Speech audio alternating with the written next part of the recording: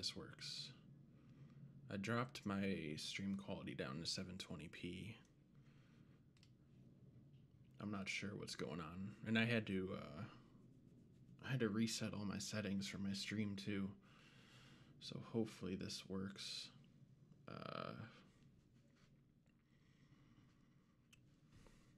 right.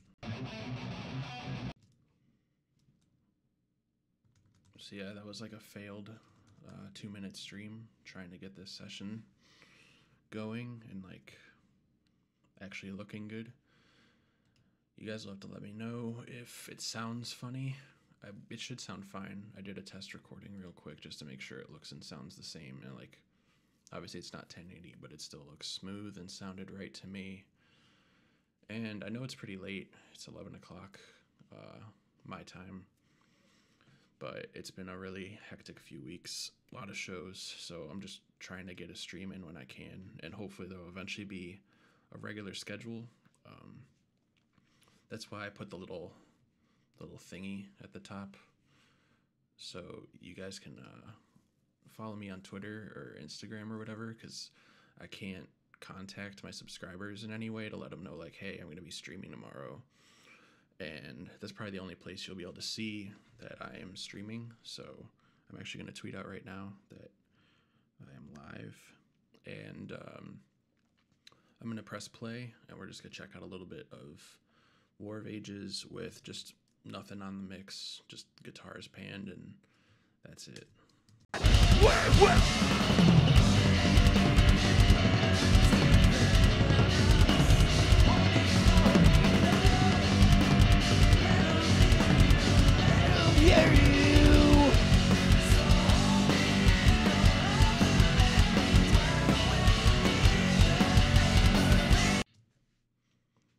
Sounds pretty good. There's definitely vocals in the backtracks. Not a big deal. A lot of people do it. Hold on. Okay. So this is the second time in a row. It's just kind of like a coincidence that we've got triggers to work with for the kicks. This doesn't happen very often, so I'm going to show you what would have happened if this wasn't the case. I went to the beginning of the session and I found a kick that I like. I'll play it real quick. These kind of look offset. The triggers don't quite line up with the natural kicks if you look real closely, but really not that close. You can see these triggers are slightly late.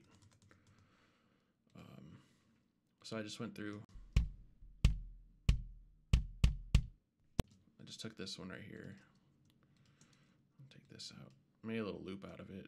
Well, made sure it sounded good. And I bounced that down just as a sample. I do that a lot. I'll just find like a good sounding kick. Not a very frequent thing that happens, but every once in a while you do get a good sounding kick that comes through that sounds nice in the live setup with the quick mic placement. It has the right amount of resonance, isn't too dead or anything like that. So if this wasn't a triggered case, and I might not even use these triggers because they kind of look like they're all off. I could just move them though. So we'll find out how much that is, and we'll whip it to the beginning. So it's like,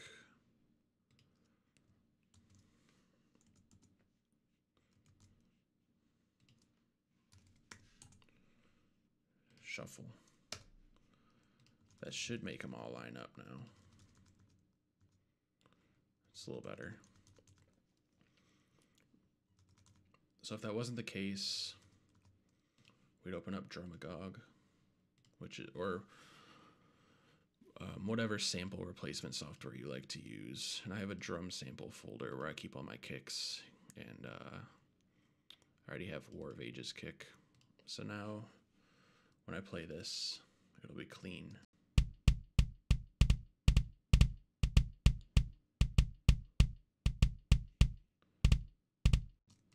And just kind of like dial it into the point where it picks up those little kicks.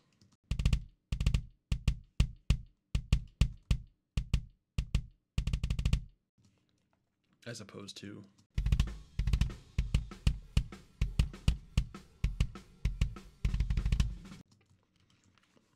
that doesn't sound bad without the replacement, but the cool thing about it is that now it's clean. There's no snares in the background, and like those softer hits are still going to have attack to them because the smaller transients are just going to get replaced with the same one shot, which has the same amount of attack all the way through, as opposed to when you hit a kick lightly, there's a little bit less of attack.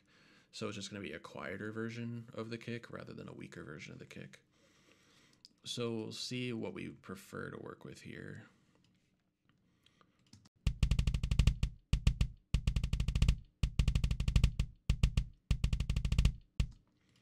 And here's the trigger.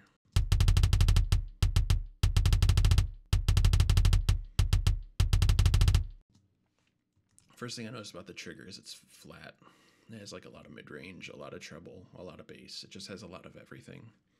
So no matter what, I'm going to use both. I might be able to use some of that sub low end from the trigger kick, and then maybe even a little bit of that snap, the attack. But I think I mainly want to use the kick sample of the real kick. And there's nothing wrong with the trigger. I just feel like overall it's going to sound a little better and not so robotic if we use a sample of his kick live. I didn't mix them when they played at the Foundry, but I get to mix them now, so I get to make that call. So let's take a look. Let's find a good spot that has a little bit of everything going on.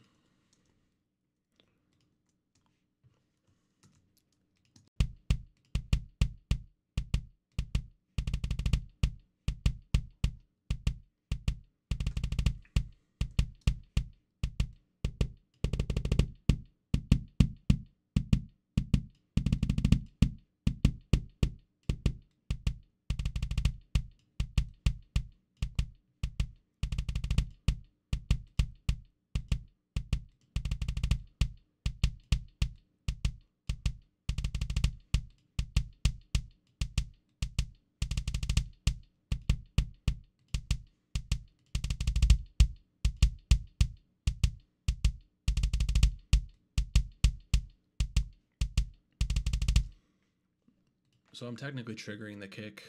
Like, I'm saying I'm not going to use a trigger, but I'm just not using his trigger. Like, this is obviously the same thing as triggering, but I'm using my own sample. I think that this sounds a little nicer than... I don't know. That sample's cool. Like, it's not the worst trigger I've ever heard, but at the same time, you can tell it's a trigger. I'm sure you could do a lot to it and make it not sound like a trigger, but all those hits, they just like, they all hit really, really hard. I'm gonna get a little bit more dynamic, my way of doing it. So let's finish this up real quick. Let's just put some compression on it.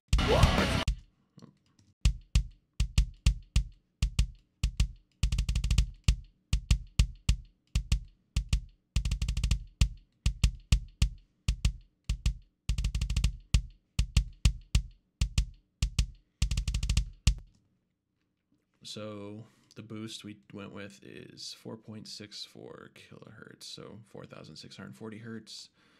Another boost, about 3 dB at 9K. Cut out a little bit, quite a bit actually, at 400 hertz, 410 hertz. Doing a little bit of a boost as well in that sub-region, 48 hertz. You can kind of wiggle that around based on how you want your kick to sound in the mix. You can move it up or down if it's clashing with the bass at all. So let's put the trigger all the way down and see if we can blend it in.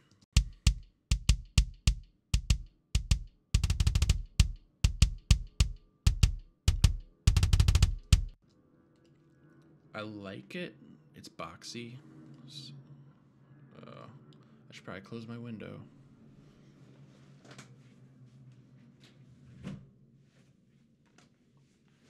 I live right under the airport, so I don't want any planes interrupting the stream. So the kick's kind of boxy. Just kind of figured out.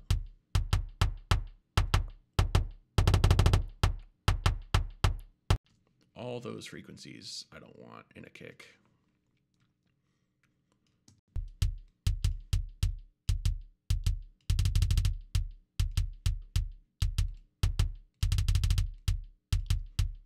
That makes it sound a little too scooped, but we're going to just use it for like an additive effect. We're not going to make this our kick sound.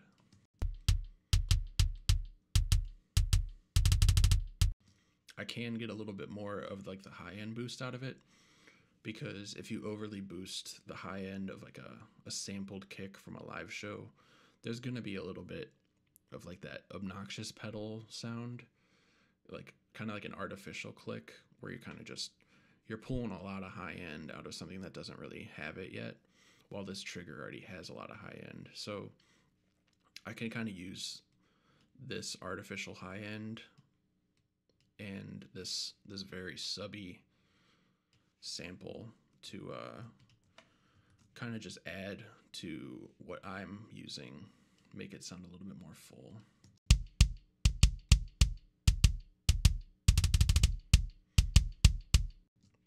I think that sounds pretty cool. This is how it sounded before I did those EQs to the trigger.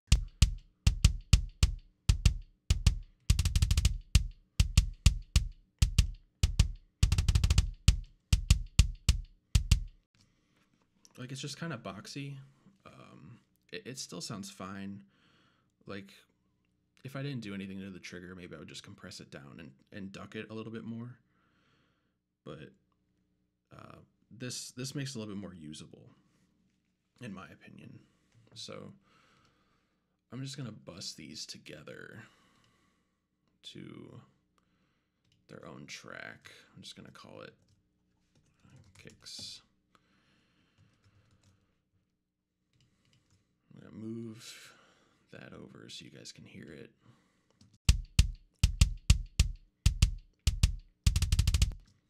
And now I'm gonna kind of finish off the kick sound using both of these tracks together. And I'm not really gonna go through and like move this up or down. I'm just gonna kind of accept that I like the way it sounds now, so there's no reason for me to change it, which is something I've really struggled with in the past, was deciding like, oh, well, it sounds good, so it should be fine. I would always be like, well, maybe I could do more to it and it'll sound even better. But if it sounds good now, I'm not gonna second guess myself, because that'll just make it take a lot longer. So I like this Renaissance EQ. I'm just gonna throw this on both of them combined, and we'll mainly just be looking for the frequencies that are getting too built up by using 2 kick samples. So there might be like an over amount of 200 hertz or something like that. So we'll kind of just listen through for things to notch out or maybe add, but nothing too crazy.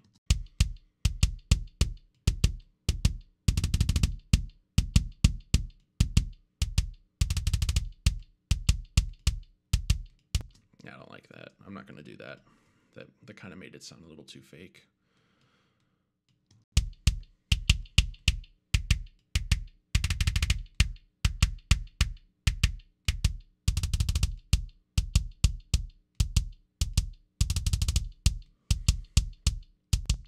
I might see if I can take some of that overly high end out. This makes it sound really fake.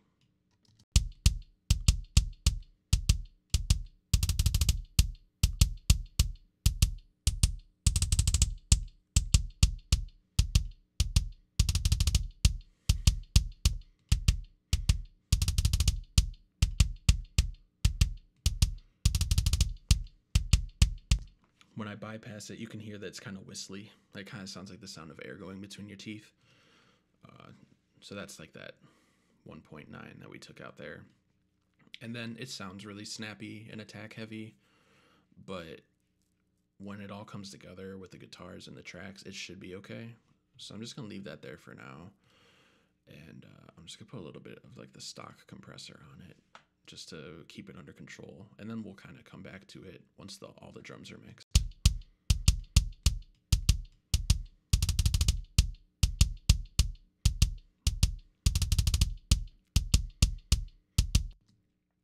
I don't know if you know the sidechain.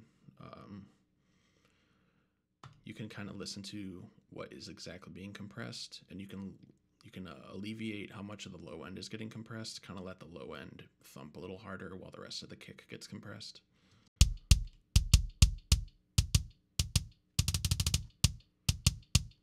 So when you click that, you can hear what exactly is being compressed.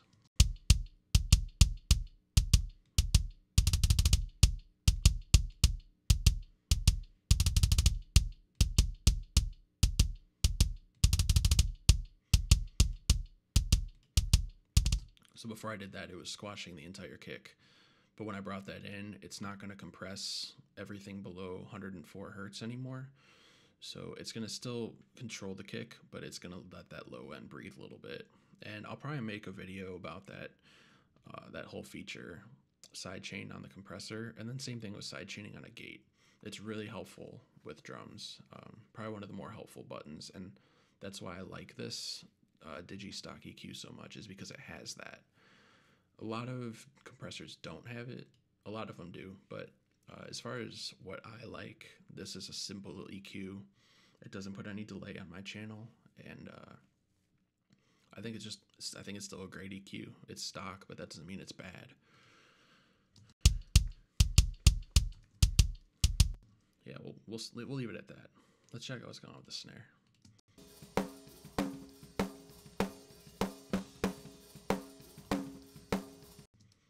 That snare does not sound good to me. It sounds like the microphone is like smack up against that head. It might even, it sounds like a bottom snare.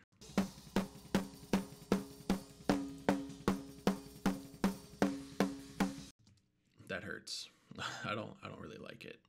This is my first time listening to these tracks, so let's just make a little loop here and see what we can do. Luckily, you're not going to hear the snare by itself in the final mix. It just needs to be heard in terms of, like, you want to hear that a snare is being hit, but you don't need to hear what the snare sounds like. So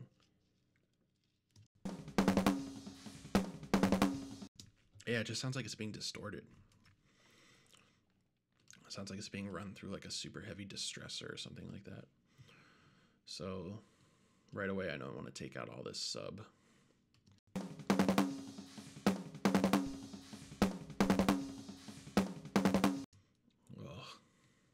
What an awful time. But this is good. This is good for showing that the tracks I get aren't always perfect. Like, I don't always get the best tracks to work with. So just getting it to sound good enough to, you know, to post it and it not like hurt your ears or take away from the final product. Luckily, that's what all these other tracks are for. And there's going to be snare on the toms. So like when I go to mix the toms, you're going to hear some snare in there too. So this is just going to be supplementing the mix. I'm not going to build my whole mix around this awful sounding snare. And I don't think it means that his snare is bad. I think it just means that the mic might have like fallen, or it was just too close to the head or something like that. Or it could have even been a bad cable. I don't know. It just doesn't sound right. So let's see what we can do to make it sound good. At least good enough.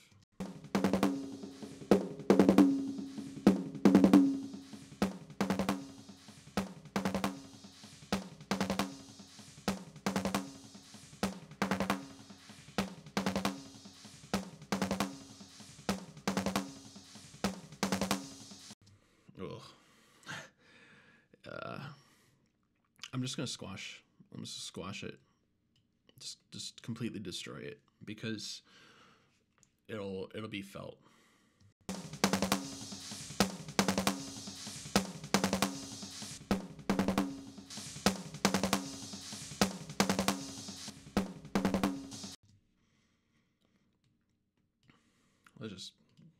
Let's just get the JST clip on there and leave it for now. See if it works out when we bring all the drums together.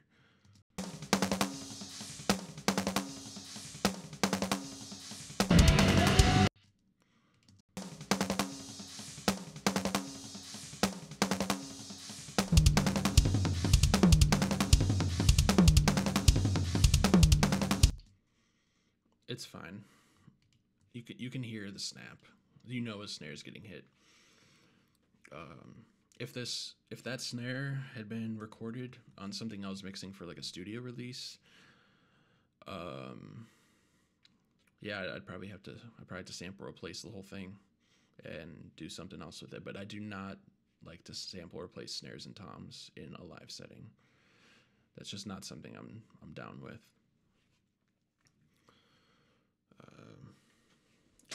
Can't see can't see the chat. It doesn't look like there is chat. First tom. Let's just work with. This looks like a decent tom roll.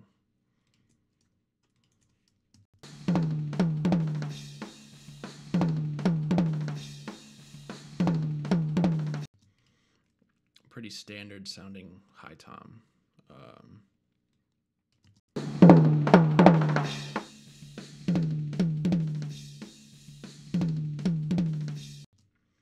It's in a higher tom like that, I can almost always hear like that boingy basketball sound, which I know is like somewhere between 600 hertz and 1K. And that's a pretty easy frequency range to train your ear on because it just sounds like a basketball. So like if you were to hit a basketball, it sounds like a boing, and that's kind of like 1K. So I knew right away that this area here is going to need work, but I think somewhere in the even lower mids is going to need notched out too. So if I can figure that one out.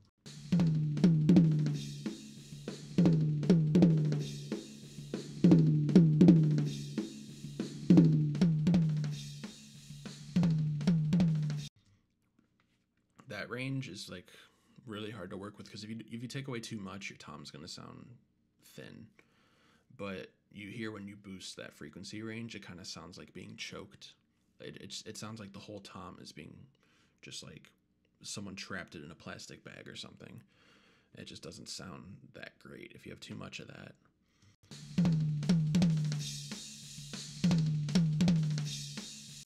We're bringing in cymbals when we do this, but that's okay because as per usual, no overhead mics. And I barely use any of these compressors, really. I feel like I should just dive in a little bit more to what this side chain's doing if you use the stock compressor or any compressor that has a side chain. So you take a listen.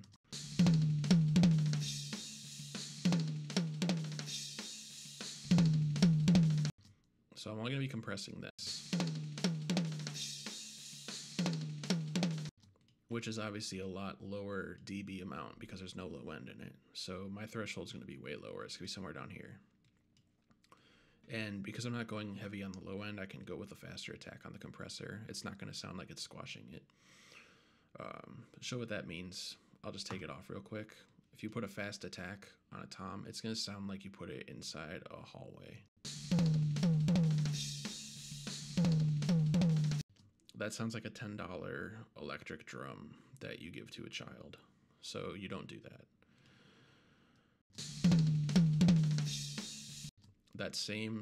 Pretty much that exact same setting with the side chain.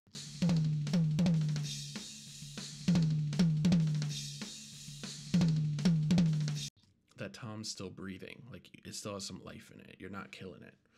The low end is cutting through, but the attack is getting compressed down a little bit. And these higher toms, the stick attack is pretty intense.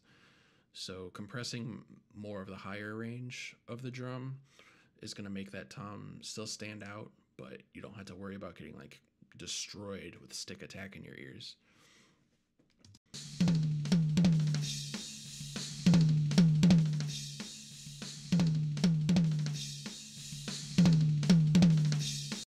We're seeing a pretty heavy amount of gain reduction.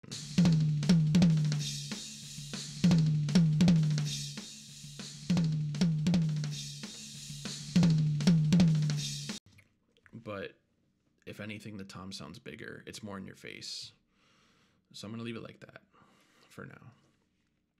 And, it's a really good way to use this to your advantage to make sure that you can still get a lot of compression on a tom without just burying it. under the compressor, because if you're like, if I were to do the exact opposite of that and just compress the low end, I would want to do it very minimally, just to amount to make the low end under control and prevent the tom from overwhelming the rest of the low end in the mix, like the bass, the kick, and a little bit of the guitar too. And it's okay to do compression to control your toms, but at the same time, the toms, you want them to sound punchy. So I like to focus more of my compression on everything above that low range, and I can control the low range. Just if it's too much,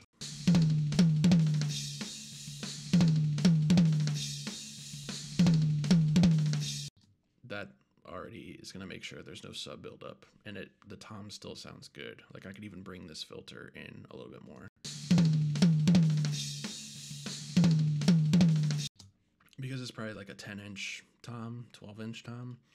Those aren't known for being thunderously impressive with low end. They cut. In the room, you probably barely had any of this tom mic in the mix because those toms just cut. So that was the longest description of a rack tom I could ever give, as far as just like a basic compression. Tom 2 looks a little weaker, transient, so we're going to get a little bit more bleed when we compress it. So we need to be a little bit more careful with how much we add to the high end, because you can tell, that's the snare. These are the toms for the rack, the first tom. The second tom, snare's coming in about the same volume, but this is like half as much. Let's play that whole fill still.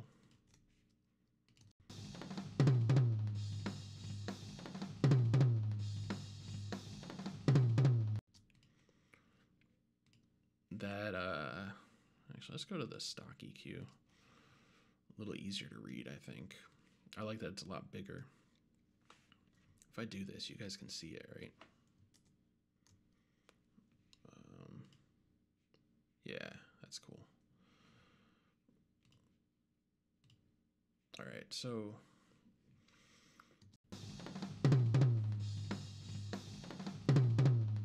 that overtone is like, that means he probably needs to tune up the bottom head a little bit. When I say things like that, I'm not talking smack about the musicians. It's like the drums were set up in the venue for 6 hours. It's very easy that they sounded better at sound check than they did at the end. But there's a little bit of an overtone in there, and it's going to be somewhere in that mid-range, probably like 300.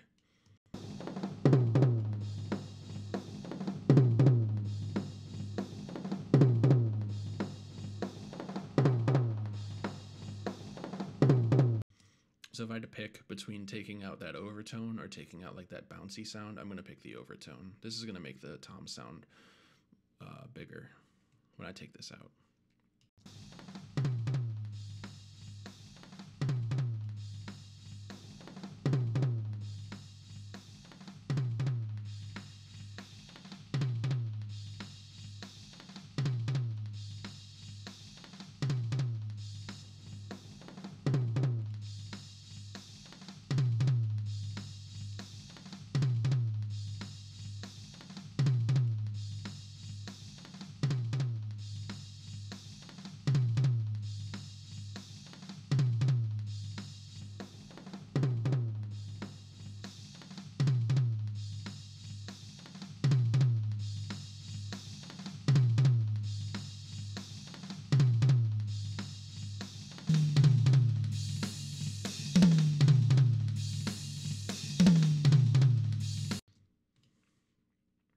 I know that when I put all these drums together, there's going to be a little bit of like a low end that I'm going to want to take out. Just like the resonance of the clipped mics on the toms. It's just, you can hear it. You can hear it resonating when there's nothing going on. Every time he hits that kick, you can hear the tom resonating a little bit. And just for fun, let's see if these compressor settings work on tom 2, because you never know.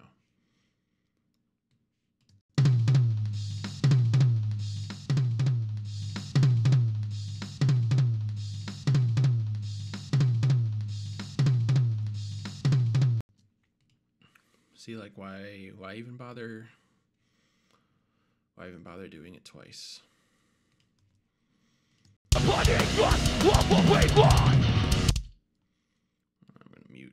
mute these vocals and this crowd mic. Probably not. I'm gonna use the crowd mic. And let's just listen to drums.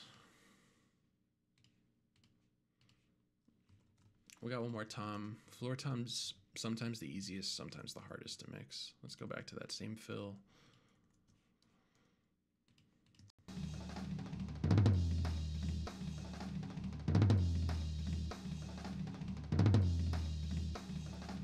I'll just do like a different EQ on every single tom, just to show that they kind of all do the same thing. They just kind of, they have their own pluses of using that plugin versus the other. Obviously, when you do the SSL channel, you get the compressor, you get the gate, not using the gate. But probably going to be roughly doing the same type of EQ here.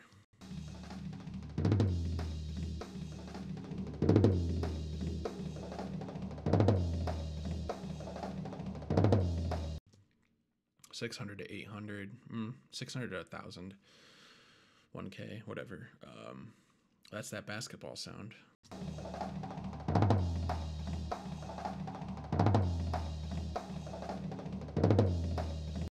Let's kill it with fire.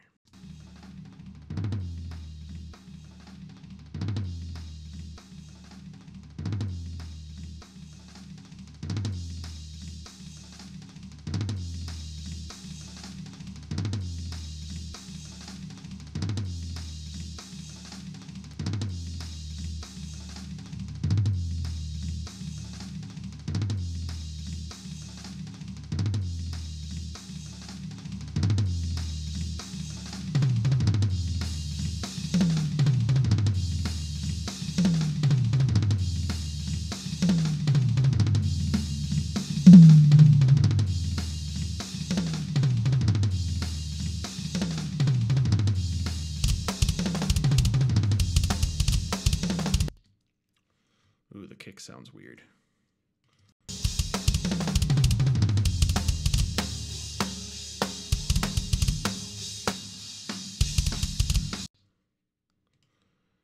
Sounds really snappy now.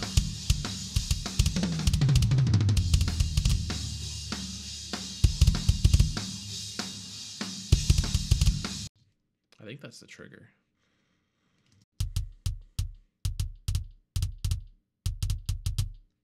Yeah, see, he hit the kick 3 times here, but the trigger didn't pick up that middle one. So now I'm starting to think that the correct approach here is to just completely disregard that trigger.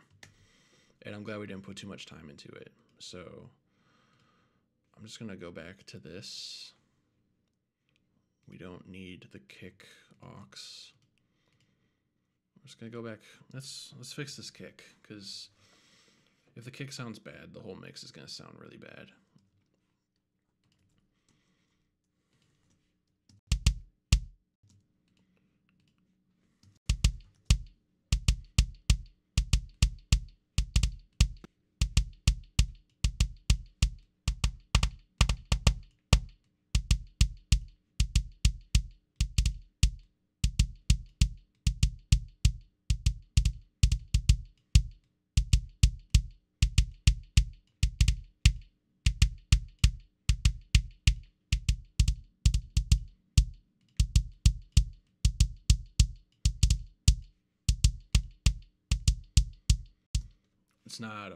It's not uncommon for me to put an EQ immediately after this plugin, because you can do a lot with this plugin, but it's only 4 bands, and you know, sometimes you just want to get in those in-between spots.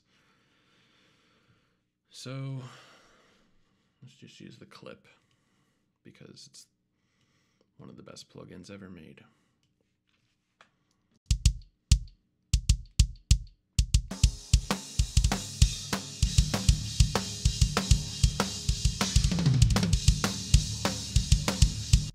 I'm listening for that floor tom resonance.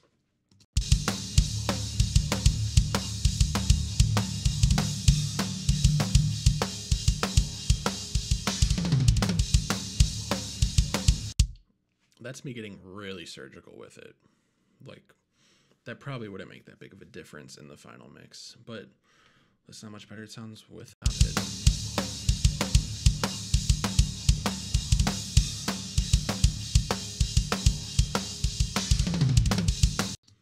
I don't know, I just hate hearing that resonating low frequency in my right ear the whole time, even if the guitar is going to drown it out later. So let's just call this the drums for now.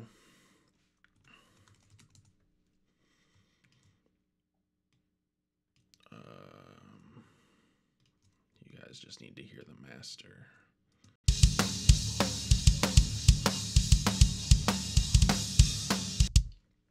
So yeah, that snare is gonna kill me. It's not the ideal snare, but another JST clip. Get those drums sounding loud.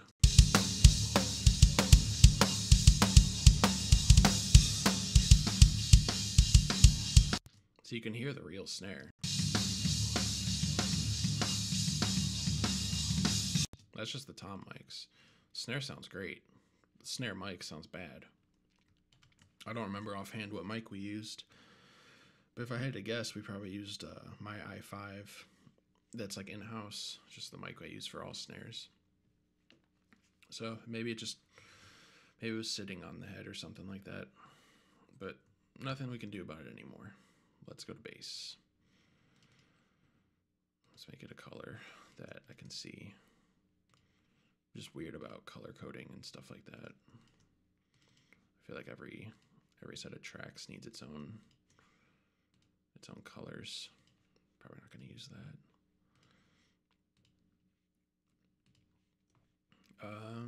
So bass looks like a direct out to me because there's nothing going on in these pauses here. If it was a microphone, it would obviously have like some cymbals or some vocal bleed. Let's fit a different song.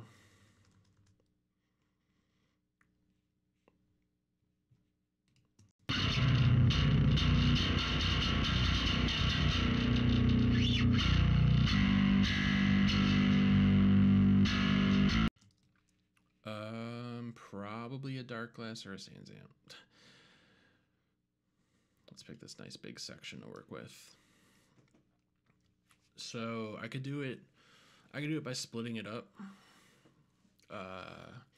low from high, but this seems pretty controlled. So I think I'm just going to work with it as its own single track. And I'm just going to use the stock EQ because I don't really want to, if I don't have to, I'm not going to use these EQs that I pay for, that I never use. Make smart financial decisions when you're buying your plugins. You don't need a lot. A lot of them I have because of school. Like it came with the software, came with the tuition, stuff like that. But honestly, I mainly use this in that SSL channel. So if you have a good EQ, maybe buy like a really nice one. Try it out first, see if you like it. Just, I don't know. An EQ, if used right, it's just an EQ. At least digitally. If we're talking outboard gear, it's a completely different story to me. But as far as like low cost stock plugins or low cost third party plugins, they're probably all pretty close to the same. So if you like one, you try it out, you like it, and buy it. If you think it sounds just like, if you can't replicate it in this, then buy it. But if you can replicate it with this plugin, is it even worth the bells and whistles and nice colors and stuff like that? It's just an EQ. You'd probably get a lot of hate in the comments for that one. So let's find that annoying squeaky sound that this bass has.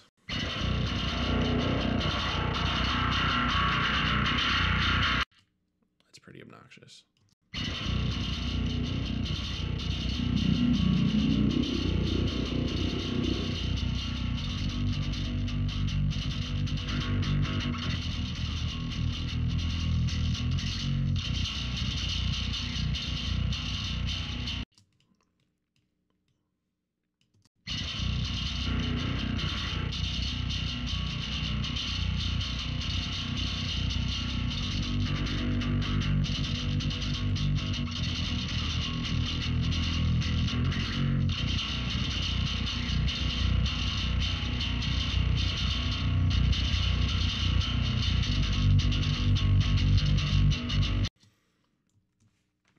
right, so this bass tone is mainly clank. And the reason that you get direct signals like this in live situation is because A, there's subs in the venue. So any low end that's in there is going to get amplified and put into the subs, and the subs are going to kick, and it's going to make the bass sound huge. But there's also cabs. So this is a direct signal before the power amp, before the cab. And the cab is probably also going to add a lot of that low end. So when a bass player is dialing in their tone, they don't care. Well, some do. But they shouldn't care about what the direct out sounds like, because they want to just make sure it sounds good through their cab. Hi, Humdrum. Thanks for stopping in, man.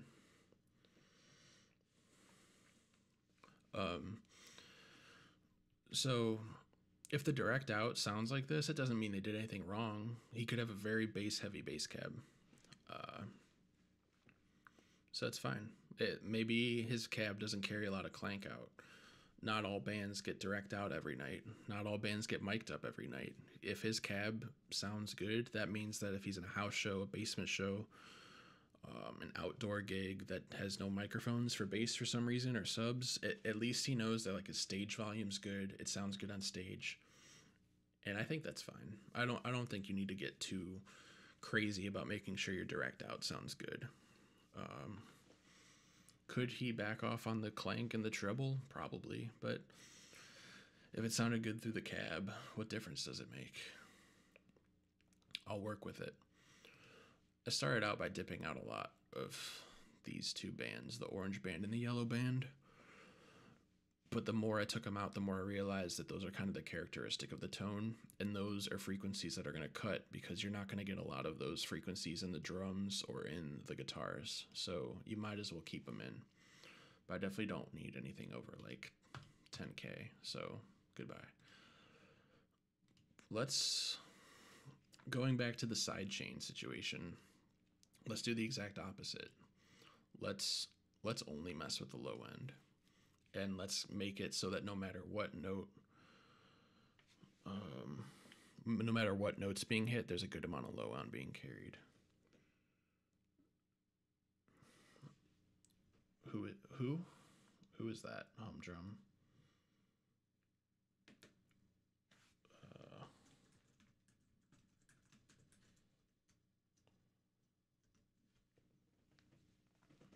So let's listen to what we're compressing here. It's going to be all low end.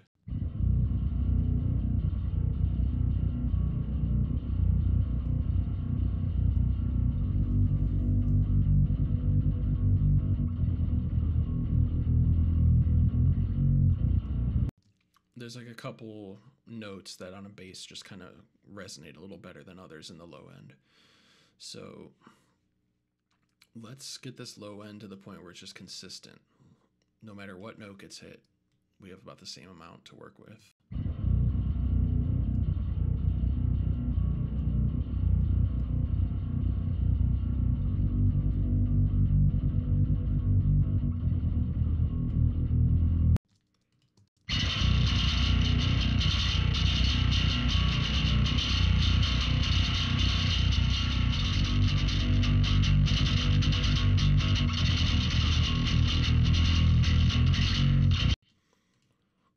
So this could be accomplished by doing like a high track and a low track. But I'm kind of I'm liking showing off the side chains of the compressor in this stream, so I'm going to keep doing it. So now let's get this high end under control. So the exact same so this one was 466. So let's just put this one at like 500, because they're not straight down. Let's listen to this. And now let's just completely crush it.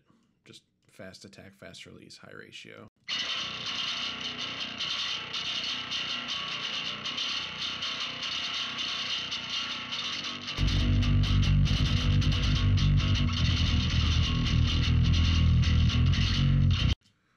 So before we did those two compressors.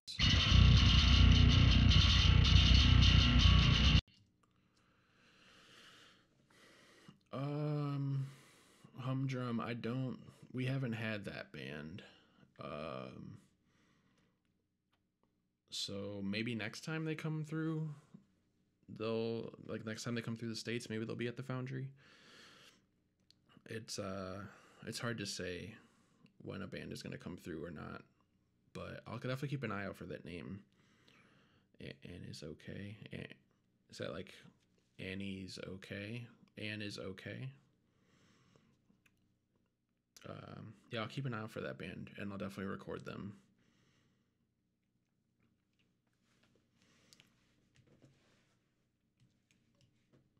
So let's make it so both compressors are showing.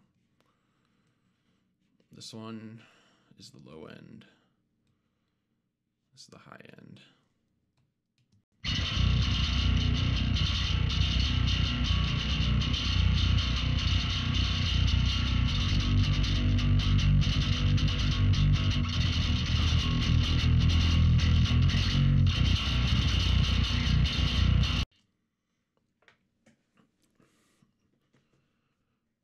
Yeah, you never know, like what booking agent is gonna put certain bands at certain venues. Maybe it's like an agent that we've never worked with before. But I'll definitely keep an eye out for bands like that. We did have a lot of foreign bands come through recently, but there weren't any of those. They were like black metal bands. So for this bass, I'm just gonna kind of leave it like this for now and see how it sounds once we bring the guitar in. So here's the bass with the drums, which is what we've done so far.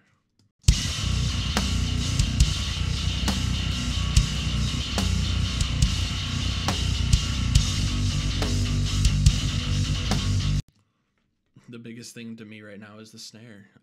It's definitely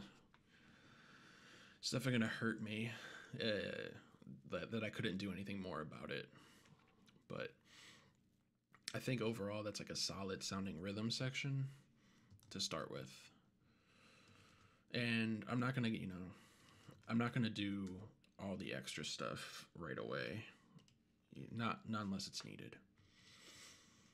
So let's check out these guitar tracks. Looks like at the beginning of the set, this left guitar was coming in pretty weak, and then it got turned up. Let's see if we're working with direct outs or cabs.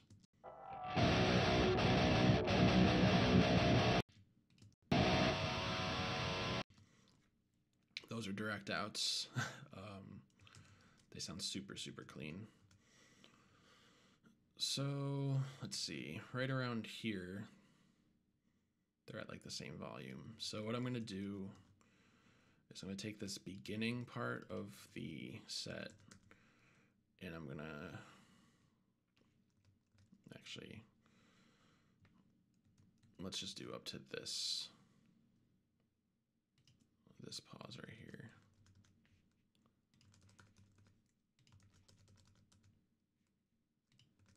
So this one's hitting at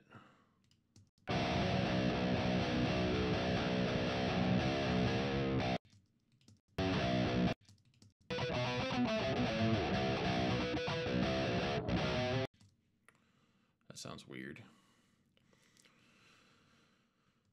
I'm gonna make this right one. We're gonna bring it up with the audio suite gain. And just I'll just do like 2 dB at a time until it looks a little closer in volume.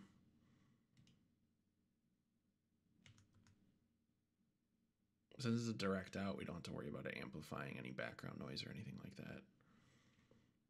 Now it looks about the same as the rest of its track.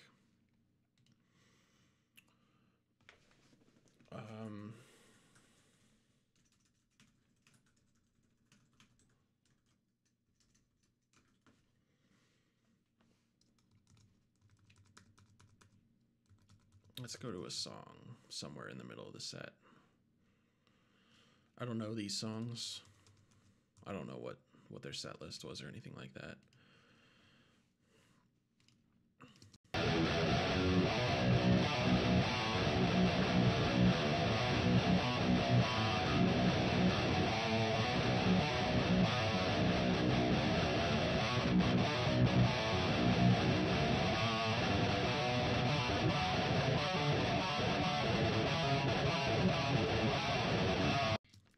So they're definitely playing with low gain, like not low gain, but you'd be used to hearing like every note kind of have the same amount of power with a band like this.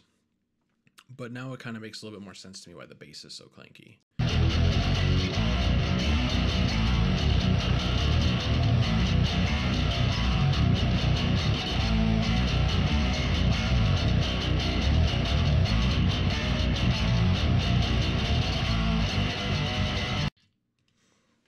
It's gonna sound fine. I'm not gonna add any distortion or anything like that.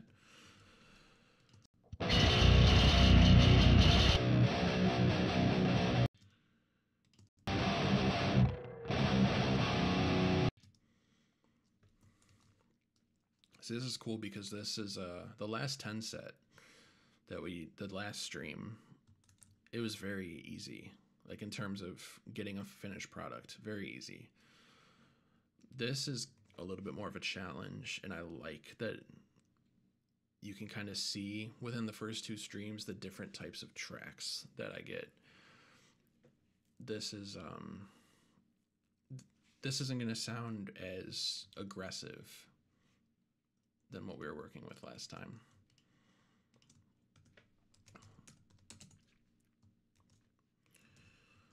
I should just start doing those right from the beginning.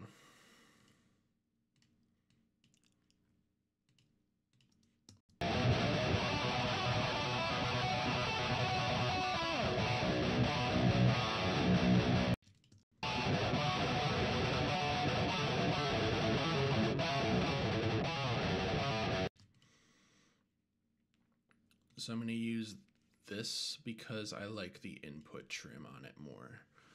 This is kind of like, it's supposed to replicate an SSL preamp.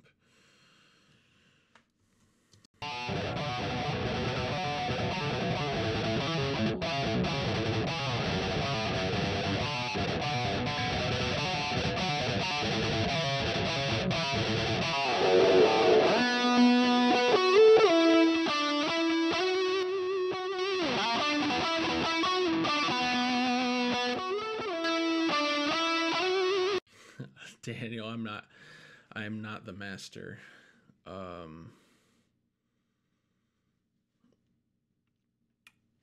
Max Volume Silence is the name of the channel. I'll have to check them out. The biggest channel that I know of that's like similar to what I do is I'll turn my mic up for sure. The channel I know that's closest to what I do is Hate56, and I think Hate56 is sick. Is this better volume for my microphone? I wish I could like listen to my stream, but I have a different mix for me than what you guys are hearing. I just want to make sure that when you hear me, it's not louder than the music. Okay, that's sick. And thanks guys for tuning in like so late. It's almost midnight here, but I honestly haven't had time to do this because if I do it before 5 p.m., everyone's at work. But then in the evening is like when I'm most busy doing other stuff. So I'm trying to figure out a good time of day to do streams and like maybe get a consistent schedule going, which is why I have the banner at the top. Yeah, I would say Pit Full of Shit is probably a bad marketing name for sure. Max Volume Silence Live is a cool name. I don't even want to think of a name for my channel. I'd rather just be me, because this channel is going to be more and more there's always going to be live sets, but there's going to be more just like me doing stuff like this, just because I want to be able to get, you know, as much cool stuff out there for people to check out as possible. But yeah, that's sick. If that's the name of the channel, I'm gonna go put it in my search right now and make sure I check it out later. Max Volume Silence. Wow, they have 3,000 videos? That is crazy. Yeah, I will subscribe.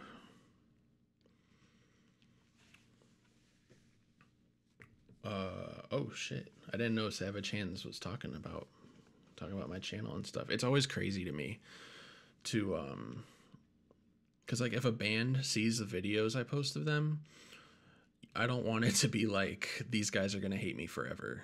I want it to be like, okay, they think that it's sick that I did that. Like the dudes from Last 10 love the video I posted of them, but they hated the one I posted like 2 years ago. So yeah, it's cool to hear that they like it. The dudes in Savage Hands are chill. I honestly haven't worked with many bands that are like jerks or anything like that. I don't want to swear too much on stream. Yeah, I want to stream these mixes every time I do one. So this is the more the people tune in, the more likely I'm going to be to do these more frequently, because I have like 15 more sets to mix. So if I could do a stream every other day or something like that, that'd be sick. And like, I don't make money off my channel, so it's just I like that people enjoy the channel, so that's cool. Like, I'll never be able to collect ad revenue on live sets or anything like that. So just the fact that people enjoy it and they like what I post, and especially the bands like not hating me for it, I just think that it's awesome that this has become what it is. Just like it started with the Oceano video and just went way beyond what I ever thought it would be. So it's sick. I'm gonna make these guitars sound cool for a little bit, but I'm gonna keep reading chat, and I'm gonna keep, you know, talking to you guys, because this is super fun. I think streaming's a lot more fun than I ever thought it was.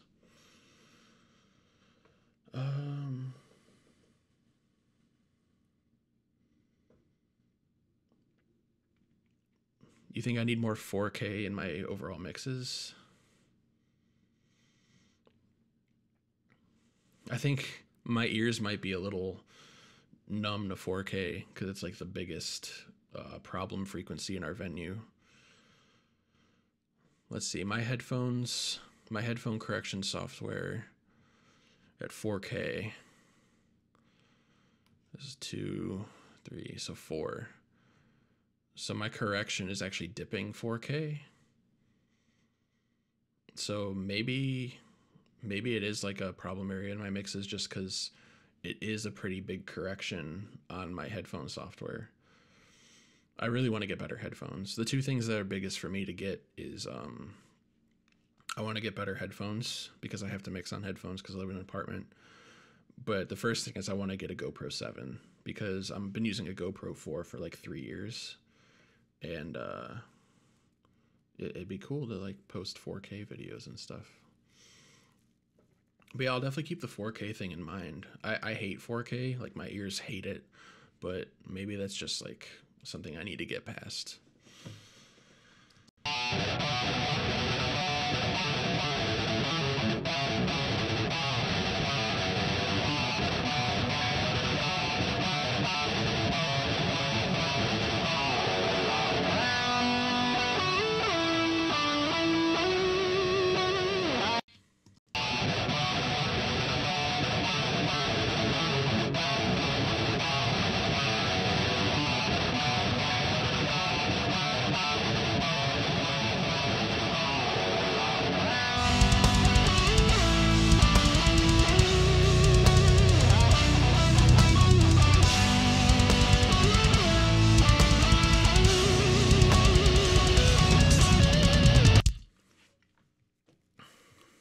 Yeah, I hate 4K, so I'll start being nicer to 4K.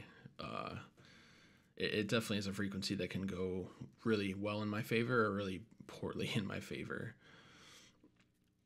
So I think these oh yeah, the Wage War show. That was me appeasing something that they wanted. They didn't take it down, I did. They messaged me and they didn't like that performance per se, like the way it sounded through their board. And like I never wanted to make a video explaining it because that video was on its way to being like 1 million views in a month and I had to take it down. But like I didn't have to. They weren't going to sue me or anything. I don't want to make anyone mad.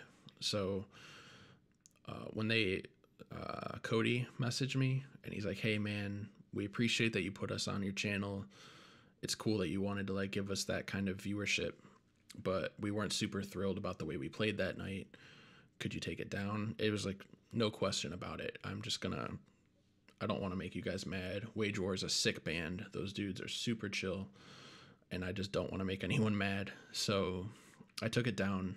It's actually still in my channel. It's private. Like it's still sitting there with like 30,000 views that it got in like a week, and it sucked to have to take something like that down, but you know, it happens. You never know what video is going to blow up, which one's not.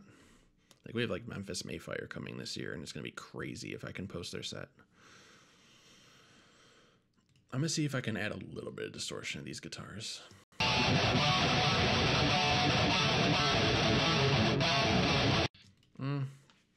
Maybe not. It kind of sounds like their gate is like high or something.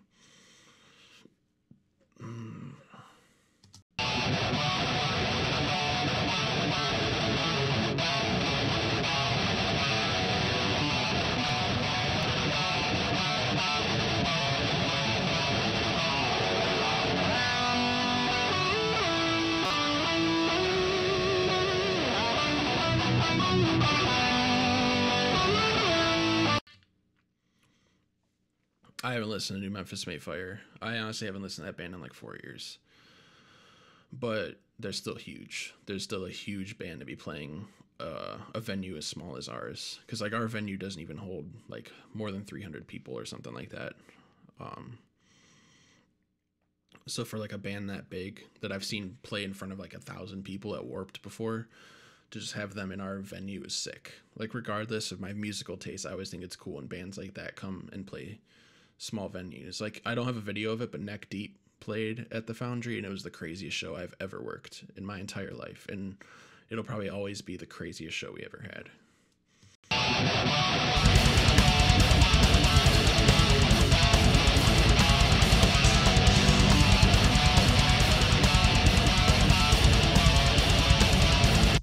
I'm sick of listening to this riff. Machine Head just played at the Agora in Cleveland. They played the Agora is huge. That was like within a week. It was like less than a week ago. Machine Head. That's a sick band that I would love to see live, but I miss a lot of bands because I'm working other shows.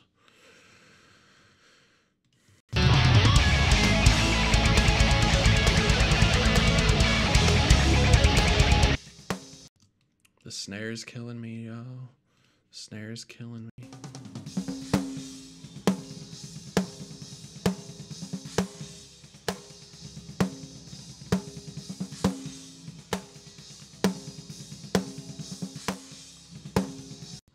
I'm doing that. That snare right there needed that big bump. I don't know what's going on with this snare, man. I'm gonna have to like put a bunch of verb on it or something.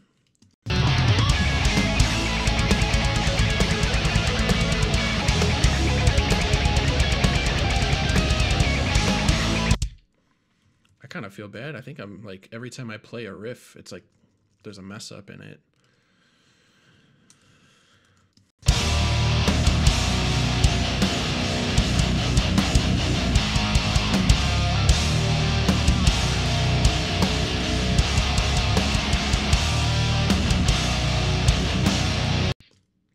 All right, this is a solid riff.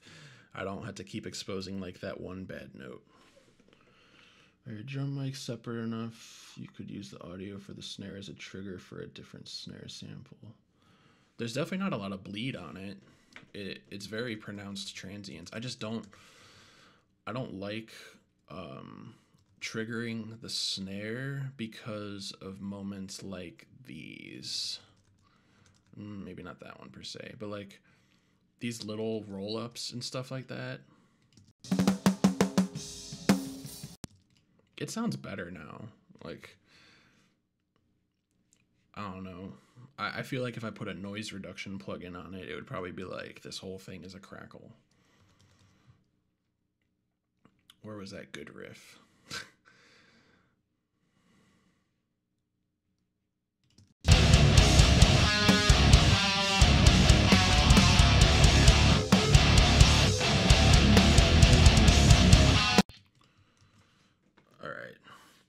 This is like a yeah, I don't like triggered snares. No, it's sick that you're in the chat and stuff. I think it's cool. I really want these to be like super active streams. I'm gonna get a face cam eventually. It's just like the webcam on this Mac is doo-doo, so I'm not gonna use it. But I'm eventually gonna get my camera hooked up and get like a second screen so I can keep everything open and have like a good camera on my face. I just don't want to do a face cam yet. Plus, I didn't like shower or anything today, so I don't have to get ready if there's no face cam. I'm gonna listen to this crowd mic real quick because I feel like it has no purpose.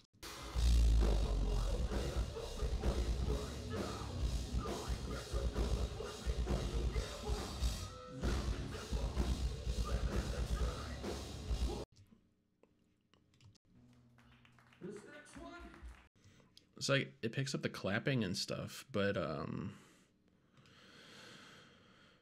so do these mics. Like, there's no point for me to use a crowd mic. I know why they had a crowd mic. The vocalists of this band use in-ears, so like I even have a track that has all the stuff that was in his in-ears on it. Like if you really want to hear it. No, I'm not gonna play it. It's just a click track with the triggers and the guitar. So the reason there's a crowd mic is because the vocalist wants to be able to hear the crowd. Because if you were wearing in-ears the whole time, you would just feel like the crowd isn't reacting at all. I don't hear them. So crowd mics are a thing for in-ears, but let's just get rid of that track. It doesn't mean anything.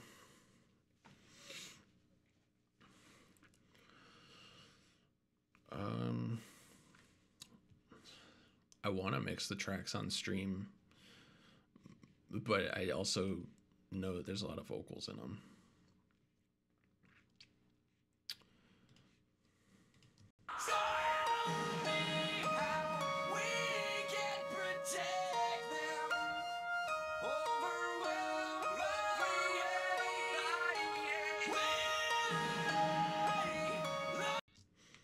I have no problem with that personally. This isn't like War of Ages Exposed. They backtrack their cleans. This is just like very average amount of tracks, in my opinion. Like, I know there's bands out there that lip sync. I'm not gonna say who, but there's bands that lip sync. Let's listen to the main vocal, like the mic. Drop the fear from my heart, falling through this world, and break the chains that bind me. Watch it burn! Show me how we can protect them. So if you think about what they've got going on here, he is a loud screamer. But when he sings, he's not going to, push that hard. So if anything, the backing vocals in the tracks are just so that their engineer doesn't have to constantly ride the vocal fader. Because when I mix this in a few minutes here, this is going to be, these vocals are going to get compressed down to the volume of the singing. So these tracks are actually going to help a lot. And I feel like I didn't notice the backing vocals as much live, but obviously listening to the tracks separate, I'm going to notice it. So if we play these together. Show me how we can protect them. Overwhelmed by hate. We learn how to reach out. Overwhelmed by hate. Yeah, it's not a thing. Like, people might think it's a thing, but it's not really a thing. Let's mix the screams and see how the cleans come together. This looks like screams. Good old SSL channel. Set me on fire, kill the pain.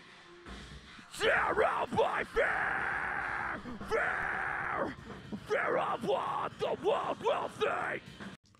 First thing I'm going to look for is the throat. Set me on fire, kill the pain. Tear out my fear, fear of what the world will think. You pull that low mid out, and suddenly his vocals sound clear. They sound more aggressive. They don't sound throaty. You can't do anything about sounding throaty when you're literally putting a vocal mic inches away from your throat, like right up to your mouth, you know? Like it's gonna sound throaty. So that's not me correcting his voice. That's just me helping him out a little bit with the mix here. Set me on fire, kill the pain. Tear out my fear, fear of what the. Set me on fire, kill the pain. Tear out my fear. Daniel, I don't know if you're still in this right now, but this is probably a case where I would usually go over 4K, and maybe I should just use 4K instead. Like, I tend to go to these, like, upper 4, close to 5. I feel like, I think maybe I should just go to 4. Set me on fire, kill the pain. Tear out my fear, fear of what the world will think. Set me on fire, kill the pain. Tear out my fear, fear of what the world will think. Shattered by death and try. See, it's cool because, like, it makes a big difference, but this is actually how he sounds. Like, if he was to scream in your ear, it's probably sound more like this. It wouldn't sound like how the microphone sounds. Like, even the microphone that I'm talking into right now has EQ on it, because I want it to sound better, you know? Everyone's voice sounds a little bit more boxy through a microphone. So, yeah, finding those frequencies that don't work well with the mic, they really do make a huge difference. And I feel like this exact EQ right here, I could probably save it and just call it Screaming Guy, because this is pretty much how I'm going to EQ any screaming vocal. And now we start to destroy it with compressors. Let's use the Renaissance. I like the visual of the Renaissance of the vocal.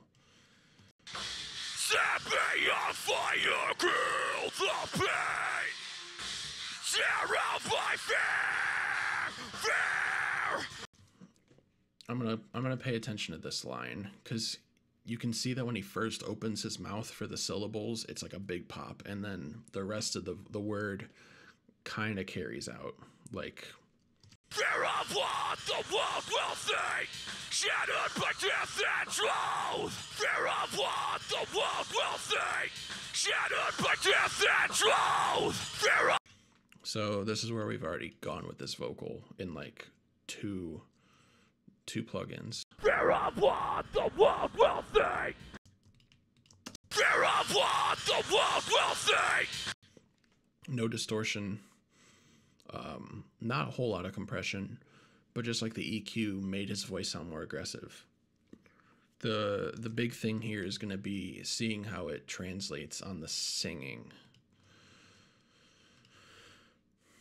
Falling through this world and break the chains that bind me. Watch it burn. Show me how we can. This is a cool spot to work with, because it goes from one of his loudest vocals of the whole performance to singing. So I can kind of dial in this compressor to make sure that's mainly compressing his screams.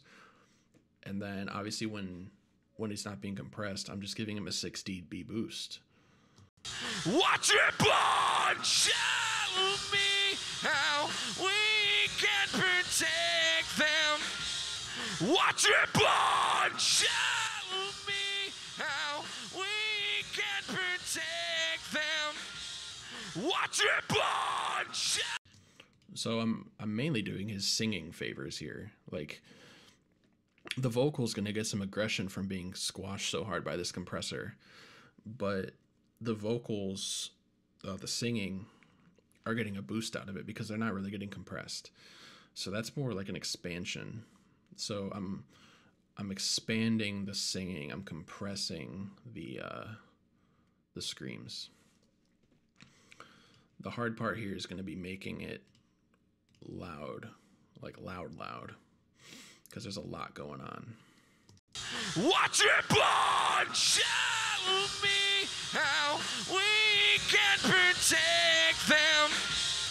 Watch it burn! Show me how we can protect them.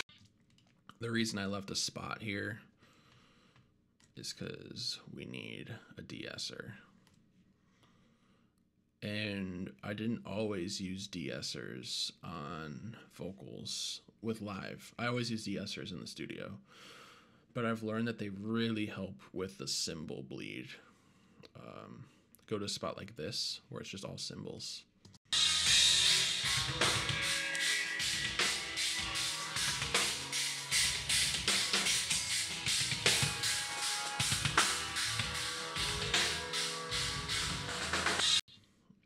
It's just kind of like it's a shortcut to compressing the high end down when I need it to be.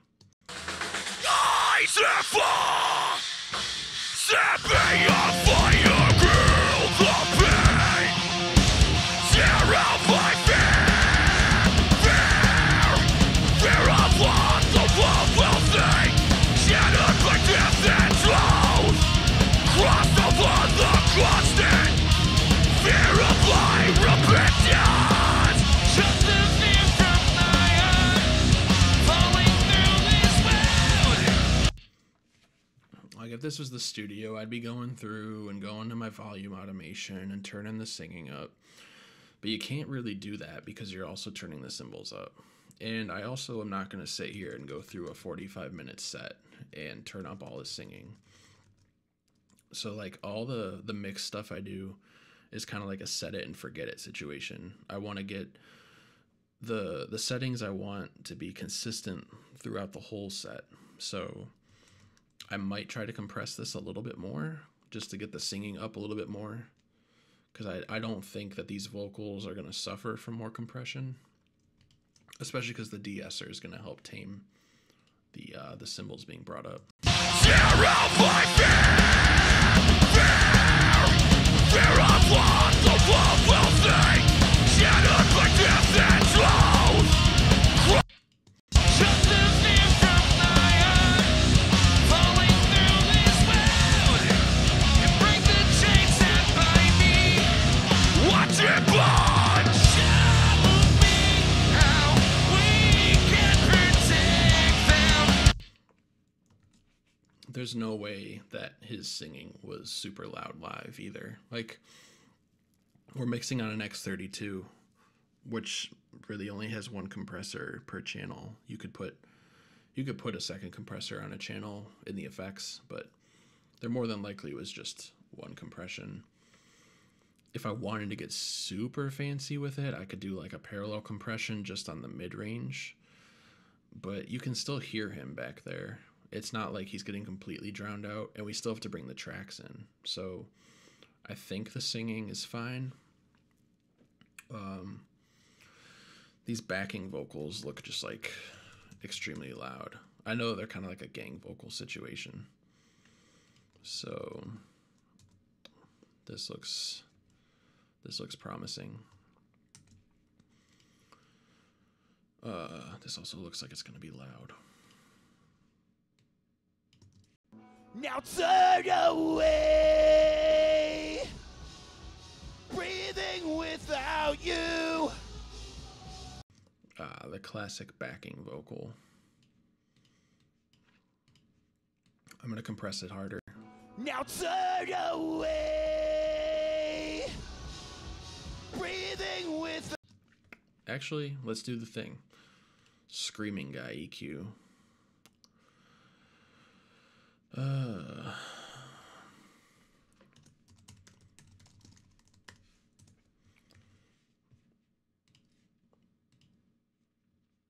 hello, screaming guy. Now turn away, breathing without you. Little sharp, a little bit too much high-end boost. Now turn away, breathing without you. Now turn away. The screaming guy preset has been made. I'm gonna save it like that because I think the main vocal is needing a lot more help in the upper mid-range than most vocals would. He's using a different mic too. I know for a fact that this vocal and this vocal, left and right, were just my SM58s, but for center they brought their own vocal mic in. So different mic, different EQ, different type of vocals too. So I'm thinking I'm just gonna squash these backing vocals to the point where I don't have to worry about them. Now turn away. Now turn away, breathing without you. Kind of weird.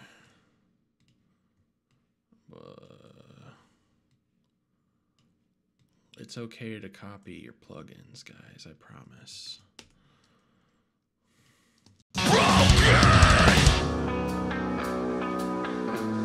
Now turn away.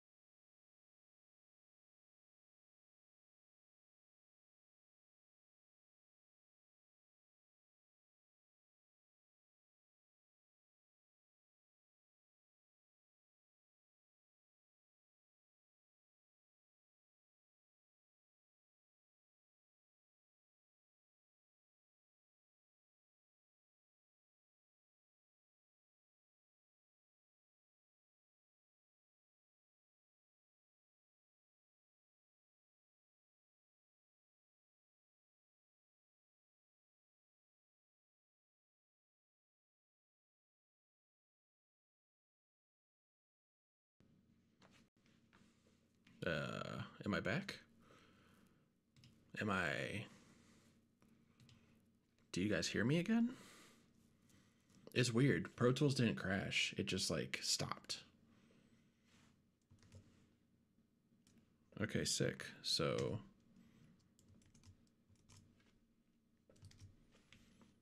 here we are again.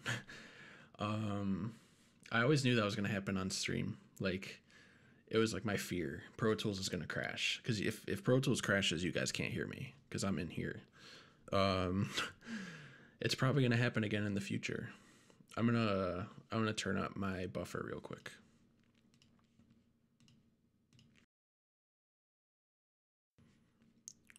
This is why I need to get a new computer. This Mac is 6 years old. I got it for my 21st birthday, so big things that I want to do to help this channel is get a new camera and a new computer, and I think it'll help a lot.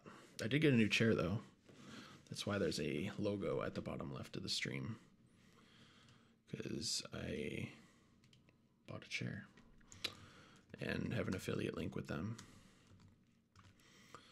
So let's listen to that again because it crashed. Now turn away. I'm inside. I'm breathing without you. Falling before. Turn away. I'm dying inside. I'm breathing without you. Falling before. Turn away.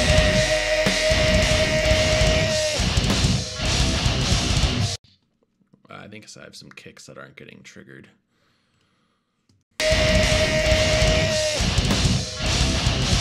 No, they're just quiet kicks. What's loud, the mix or me? Is the mix super loud?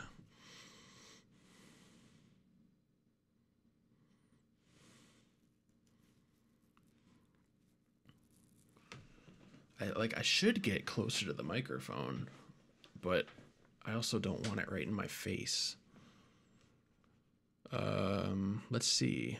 I can compress my vocal less. Or is it the vocals are that my voice is loud? Okay. So if I make me louder, do I need to make everything else quieter? Like, do I have to make the whole thing quieter? Or do I just need to make me louder and you just turn down the volume on your end? I need to get chat on the screen too. Okay, I'll just make me louder. Let's check. I know this is like the wrong way to do it, but I noticed that when I turn this mic up too much, I don't have a pop filter on it right now, so I'm trying to control it. That's like 3 dB.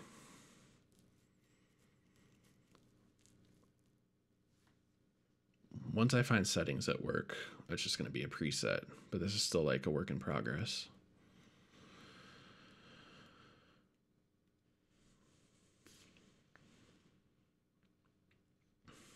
I also notice that this mix is very sharp right now. It needs more low end. Okay, here's me talking.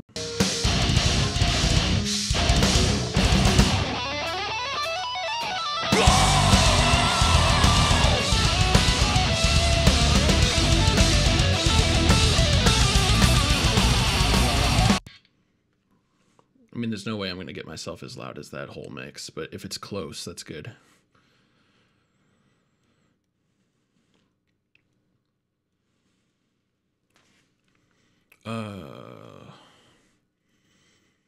It also seems like this gate is slow. Okay, that's cool. I think here, I'll put some low end back in my voice too. Blah. So yeah, the kicks are bugging me a little bit now.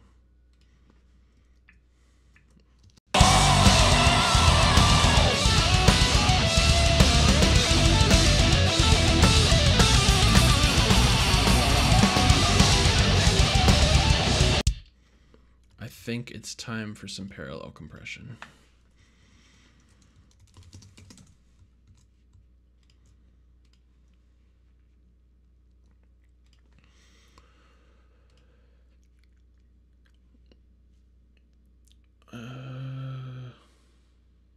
Okay, that's good. That's what I want.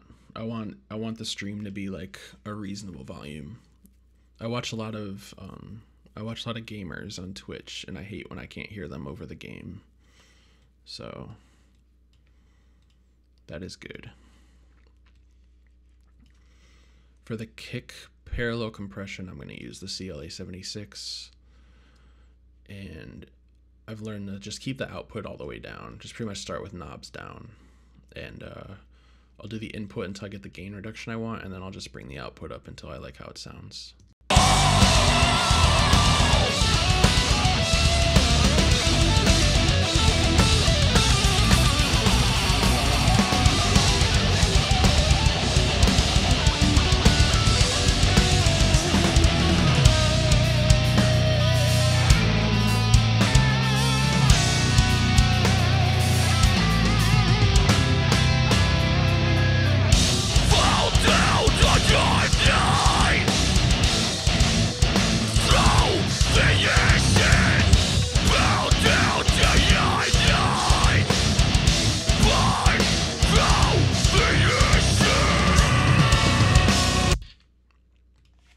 Kind of seems like the guitar is blaring everything out.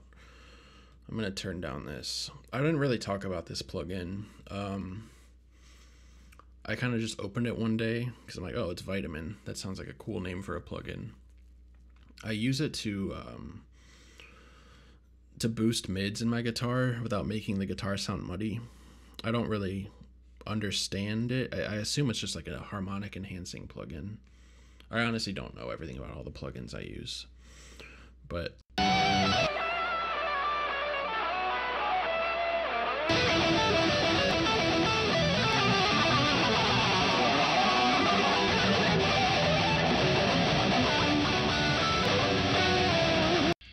it kind of just like thickens the guitar.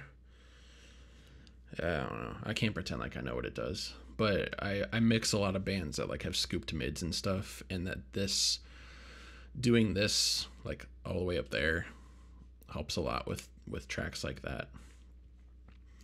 But I think I was boosting a little bit too much of this high mid, because it seems like the more I do this mix, the more I'm realizing it needs more low end.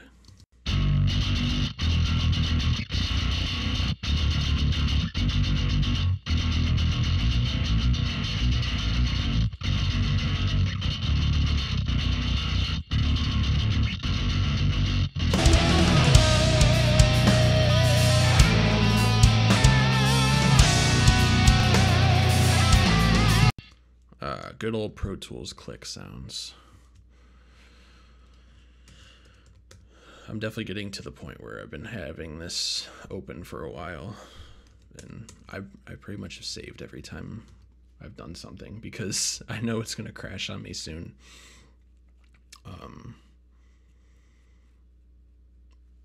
I want to mix the tracks.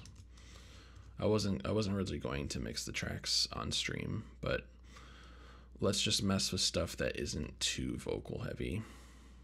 This looks fun.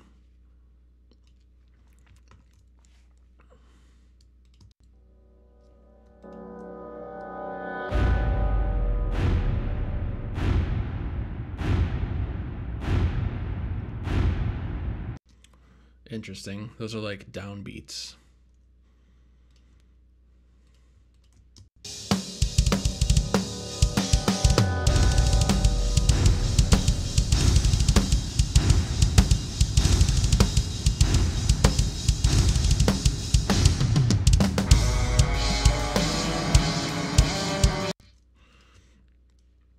This is the stuff I'm more focused on.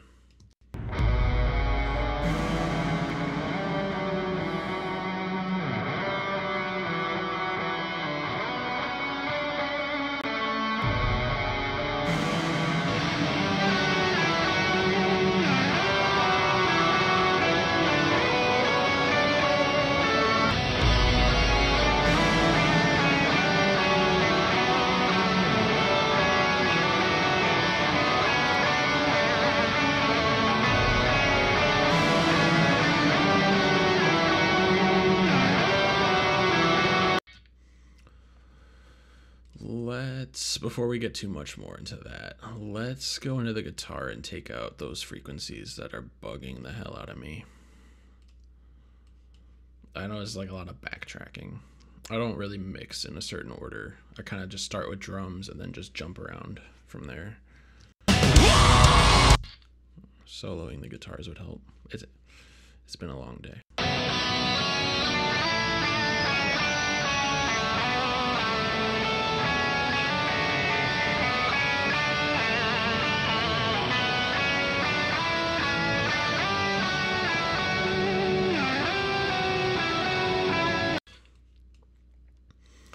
One thing I never did, I realized, is that since these are direct outs of an Axe FX or a Kemper, they probably have a lot of like a digital high end. I can kind of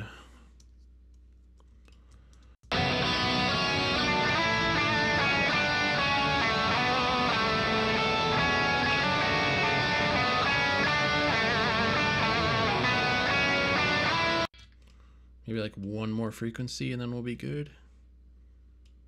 I'm trying not to blast you guys' ears off because I don't mind doing it to myself.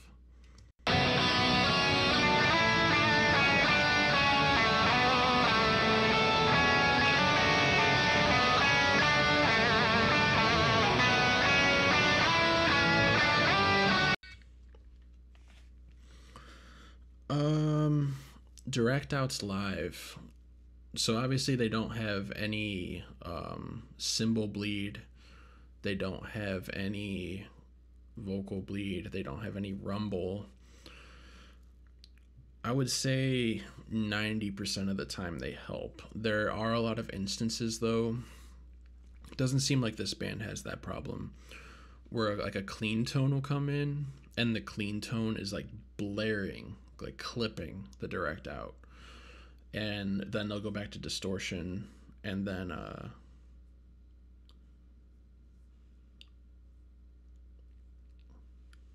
oh no, am I in trouble? The tour manager's in the chat. I'm scared. Yeah, I think direct outs are good. Like this is I think cabs kind of provide like that equalization of volume that direct outs can't always guarantee, but there's like a lot of consistency in the volume of these presets. When it goes from lead to rhythm to clean, there's no issues. So yeah, most of the time it's good. Sometimes they send it without a cab sim on it. So yeah, keeping the volume consistent through the direct out kind of saves me the hassle. There's a lot of issues in some people's presets for sure. You can definitely also get way too much low end in the direct out, because you could be putting a lot of low end that your cab doesn't even put out. And we're almost at the point where people don't have to take cabs on tour with them anymore. People can just take in-ear monitors and direct outs, and if they pay attention to their levels through their in-ears, they'll know right away, like, oh, my clean tone is really loud and my lead tone is pretty quiet. So you just gotta like find a way to level it all out. But I have no problem with miking cabs too. I would honestly, ideal scenario, I get a direct out and a mic. But most people don't need the mic. It's okay to be guilty of the low end thing. Like a lot of people are. It just means that when I mix it, the first thing I'm gonna do is this. It's fine. Like I can even do it right now. It's probably gonna clean it up.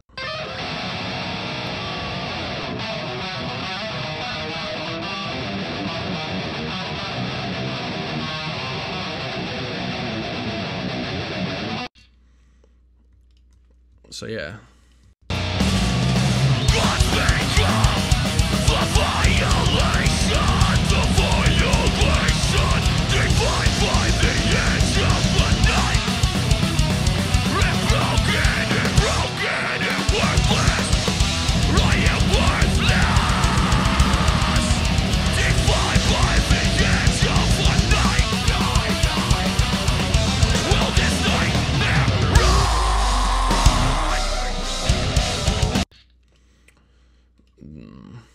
I'm gonna do a thing just like as an example.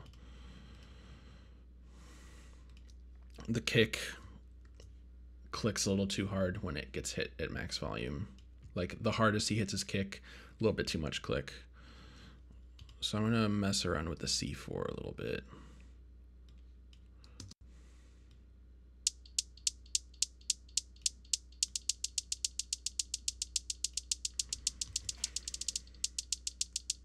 There it is. It's these big ones right here.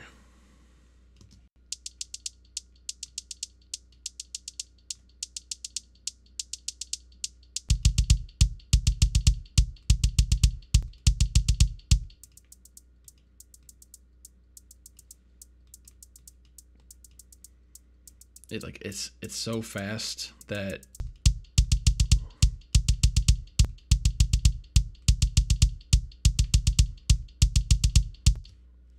it just kind of like made the kicks more punch and less snap, if that makes sense. You have to bring it back up because you don't want it to get compressed and never brought back up when it's not being compressed, you know?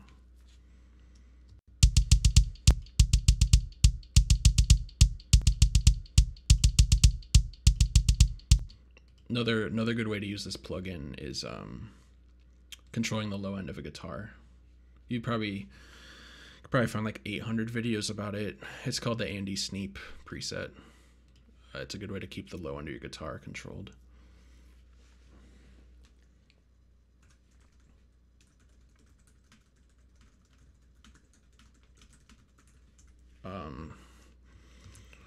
I don't really know what else to do at this point, because we've kind of touched on everything in this mix.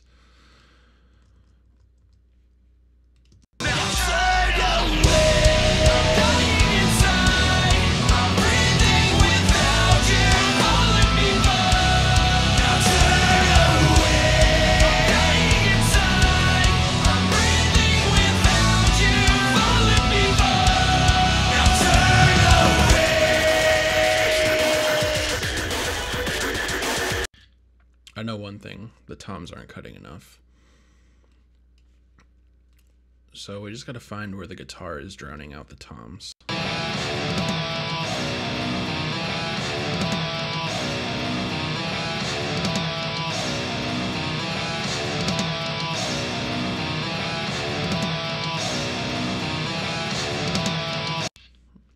Just like find the frequencies that help the toms cut through the guitars more. I'll do a separate one.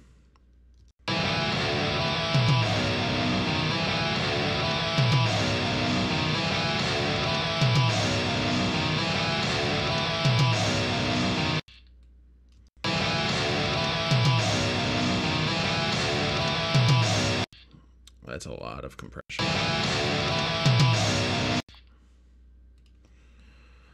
The floor tom, where are you at?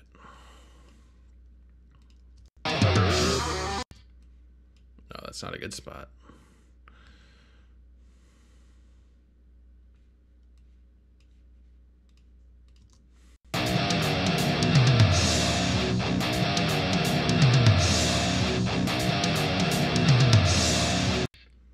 Like sometimes it's not a volume thing. Sometimes it's just a frequency thing.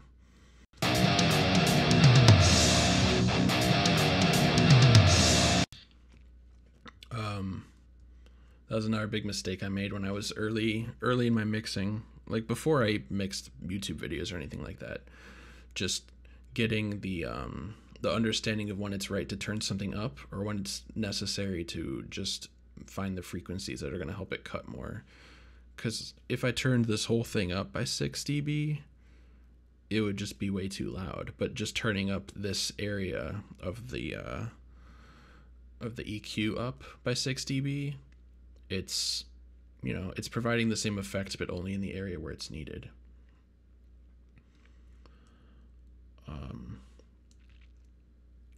So yeah, like same thing with the vocals. That vocals is actually where I learned to be more picky about something like that. I would blare the vocal tracks when in all reality, the only thing I was doing wrong, and I learned this from watching other people's stuff, is like I just needed to boost more in my my high mids and my highs.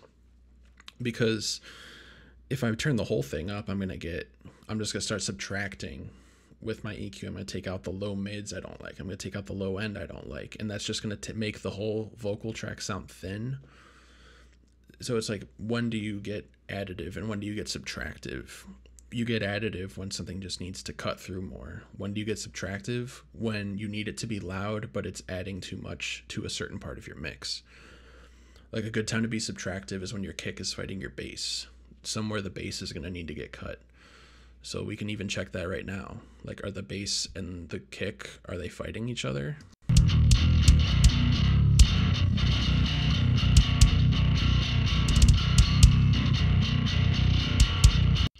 No, because the sub of the bass is like the low end of my mix, but then there's like a little bit of a higher low end that's kind of like the punch of my kick. So they're not fighting each other. They're, if anything, the kick's cutting a little too much still.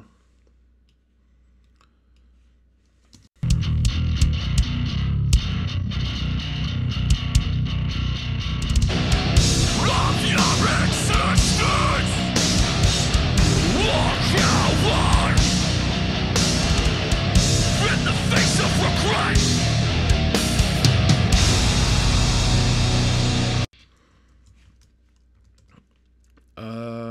is there anything I should touch on before I end the stream?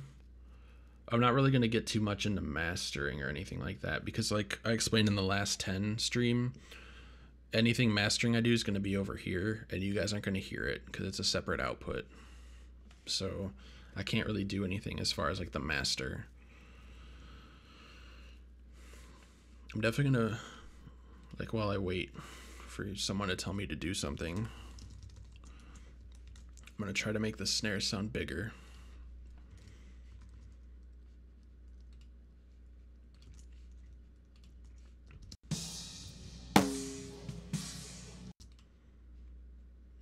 Basic deverb.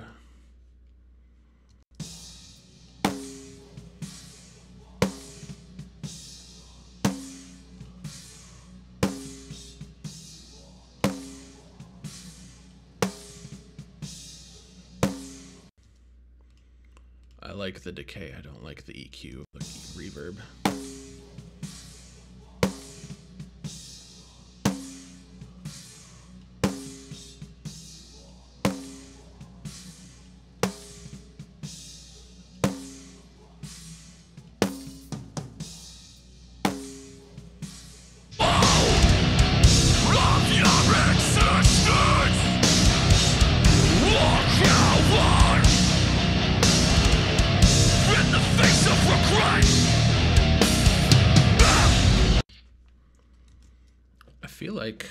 I feel like we're at a point where this is pretty much ready to go, like other than just mastering and stuff. I'm gonna put something in the chat real quick.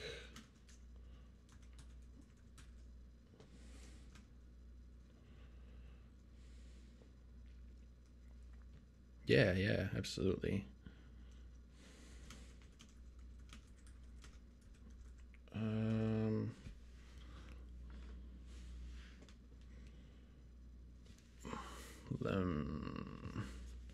I'm trying to think of what bands I need to mix still.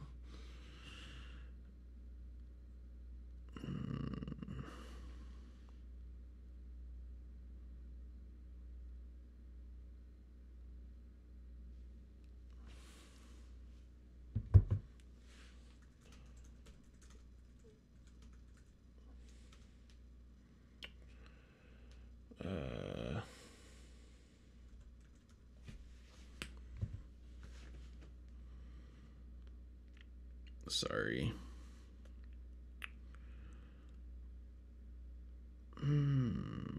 What bands haven't I mixed on here yet? I've lost track so quickly of what bands I still have to post.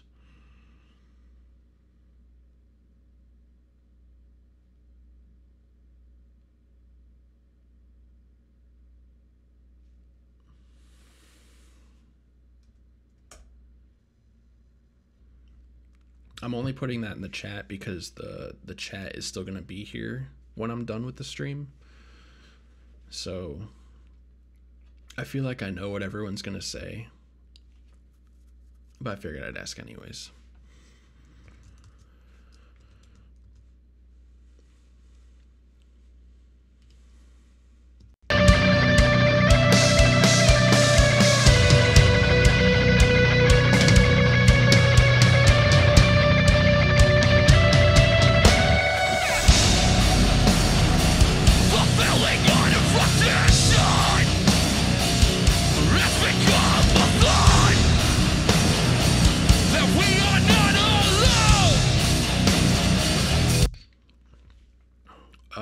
Like my snare chain in a standard mix, or like in one where the snare mic wasn't messed up.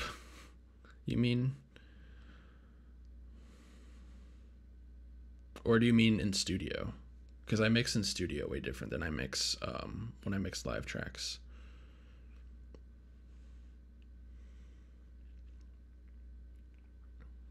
Also, I knew everyone was gonna want Fever. I just figured I'd ask. I feel like everyone's gonna say. I feel like everyone in the comments will say Fever. I'm lucky that I even got a video of Fever.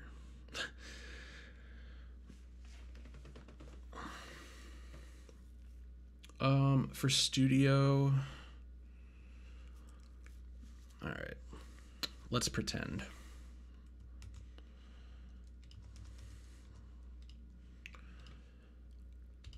I'd probably start off with, I'm not gonna hit press play because it's not the same thing. I'd probably go to my expander and do a very, very light, like, ratio like that. Fast attack, somewhat slow release. And this would just be to control like the kick bleed and the cymbal bleed. And then it'd probably go to something like this, maybe a little bit less compression. And I'd probably do more boosting in the low end down here in the studio. Then I would probably go to this compressor, LA2A, and squash it a good amount, but not too much where it doesn't have any dynamics anymore. I remember in the studio, I don't have to deal with like the other instruments bleeding in or vocals like that. So I can't really overly compress a snare in a live situation. And then this, what's it called? Lo-fi. I would use a tiny bit of lo-fi just to add some more snap to the snare, because if I'm mixing a snare in the studio, I'm probably trying to cut it through like quad tracked guitars or something like that. And then I would do parallel compression, like how we did the kick here.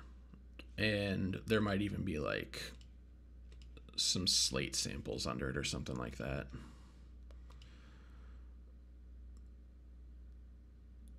That's because I learned my chain from watching YouTube videos. Like I pretty much have always just done this channel. But this is, yeah.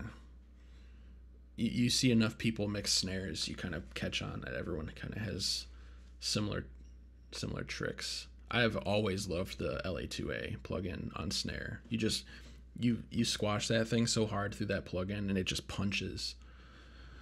And that's why I love the compressor on this thing too.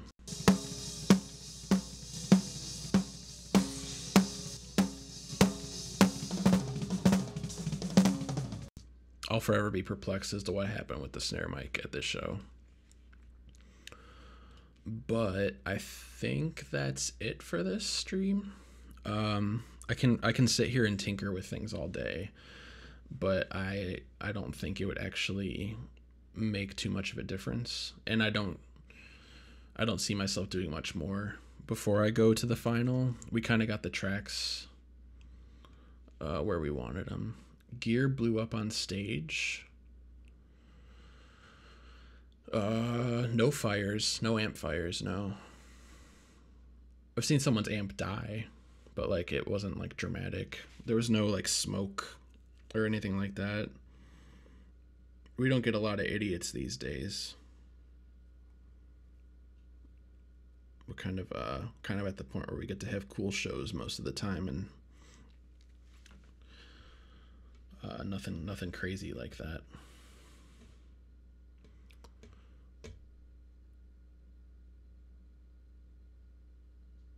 So yeah, I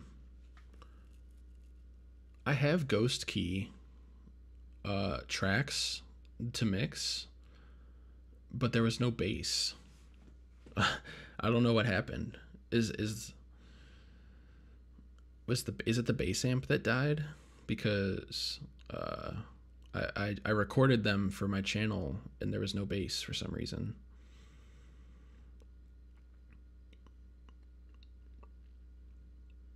Ghost Key is sick.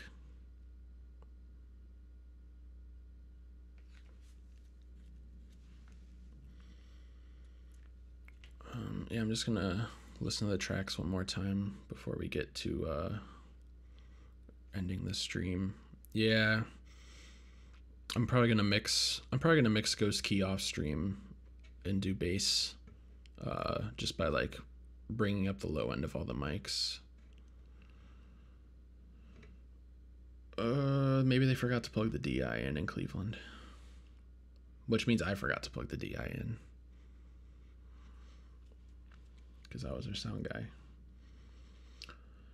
Local band where one guitarist is way better than the others and spends the whole time shredding away. Local bands that shred? What are those? No, I don't really see anything like that.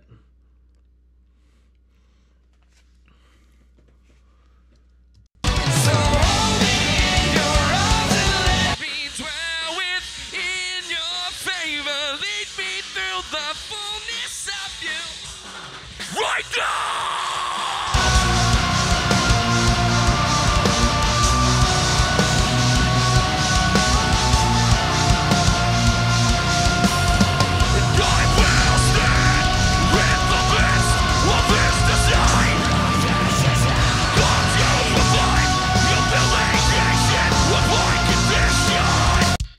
Oh, look, the kick went away.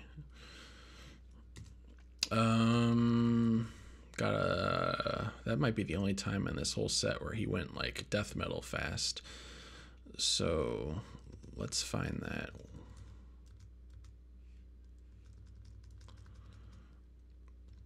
This is like a simple fix. I love gain. Everyone loves gain.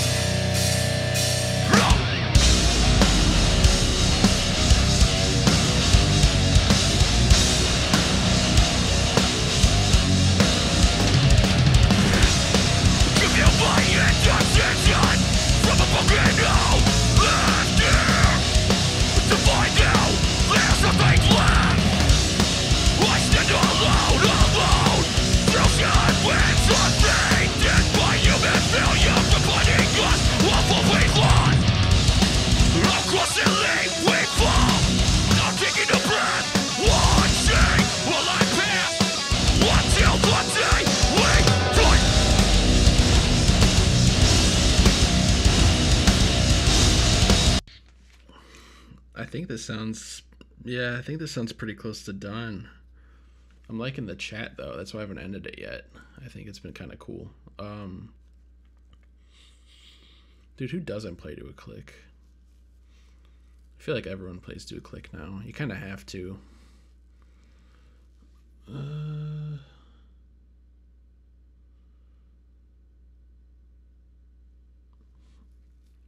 Well, I'm not surprised that a local band like that would be on a Rest Repose show.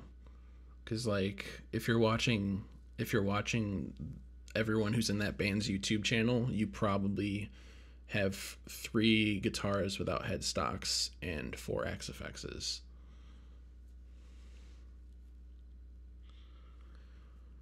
I really wish I could have posted their set, but it was the first show after the vocalist left.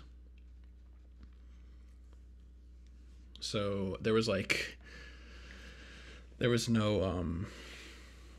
really no vocals, honestly. Like there were vocals, but he didn't know how to sing the whole song yet. It was literally like the first day. Gent isn't dying. It's just becoming like ambient and like it's not so just like funky off-tempo breakdowns anymore. It's just like there's more I don't know. There's more people singing and less people screaming, if that makes sense. Like I feel like every band that was doing the volumes thing is doing the I don't know, the Dayseeker thing. Do any bands have issues with your uploads? Wage War had an issue. The second time I posted Dayseeker, like none of these people ever get mad at me. I talked about this like an hour ago too. This is where I would do like a dramatic close-up face cam if I could. But like, if any band is like, dude, that video is gonna ruin our careers if people see it, I'll take it down. Unless they were mean to me. No, I'll still take it down. I took a few bands down after a while just because of, like, I had a better video of them eventually. Like, when I posted Last 10 last week, they had originally asked me to take their old video down because the vocals weren't that good, because he was, like, newer to the band or something. I can't think of any other bands. Oh, Ice Nine Kills asked me to take a video of them down, but that's because it wasn't my mix. So most of the time a video gets taken down, it is because it was like an audio mix of their board and not my multi-track mix.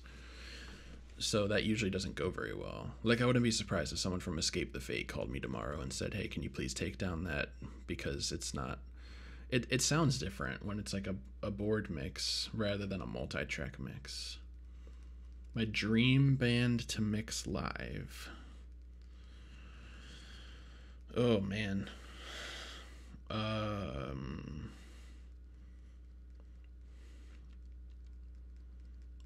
Like, in my current venue, or like in any venue in the world?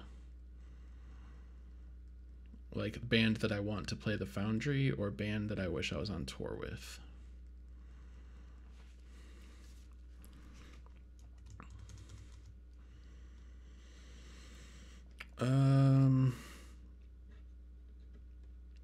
Band I'd want to mix in Cleveland is probably, man, that's hard to say. I'd love to mix Architects.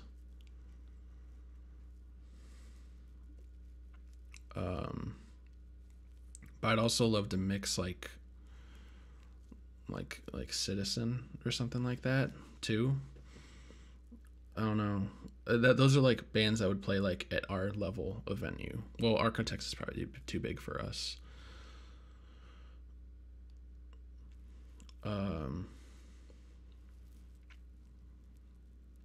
Dude, mixing Slipknot would be sick. But at the same time, I feel like it would also be a nightmare.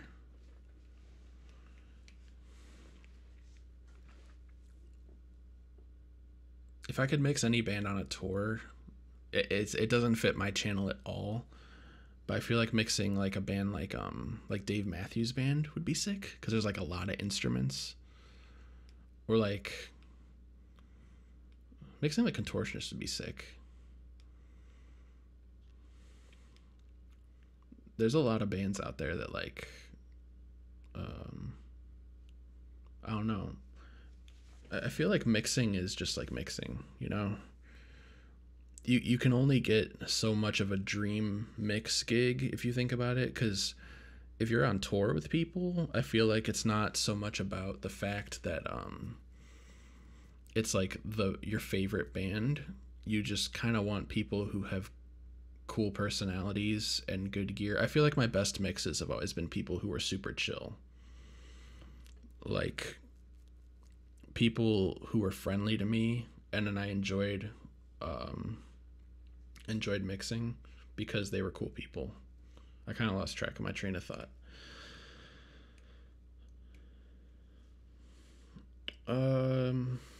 What are some bands you're recording live soon? Memphis Mayfire, Ice Nine Kills. Let's see. Traders is coming back. Waves is coming back.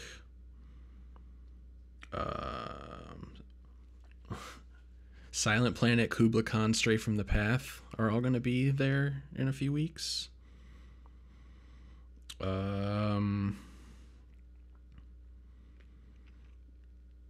Let's see. Possibly, I'm not going to say anything that's not for sure. But let's just say I'm really, really stoked to mix videos of Stray from the Path and Kubla Khan. I feel like those are just like, I know what my channel likes, and I feel like those are the type of bands that this channel does well with. I've never mixed a mirror.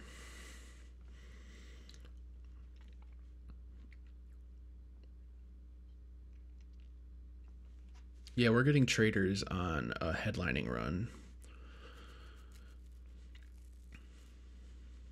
But it is sick that they're going on tour with Unearth.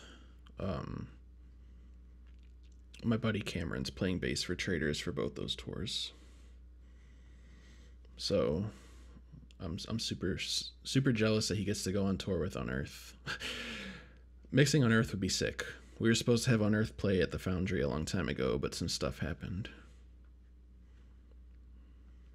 He is Legend was a cool video to mix too. Is it weird that I'm just sitting here with this Pro Tools session open? Just like chatting? Seems weird. I feel like I definitely need to get a face cam. I have a nice camera, I just don't have a capture card. So I'm probably gonna get my nice camera hooked up with a capture card and like a backdrop because my room's a mess.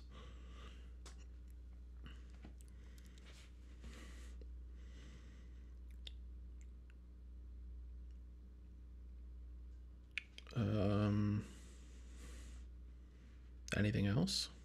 It's been over 2 hours, so this is like a nice, cool thing. Most disrespectful band that has ever played at the Foundry. I feel like that's too much dirt to, I can't spill that kind of tea on stream. I don't want to talk badly about anyone on stream. But no, it's cool that you asked. I will tell you that any band that ever caused problems, I feel like they're not even a band anymore.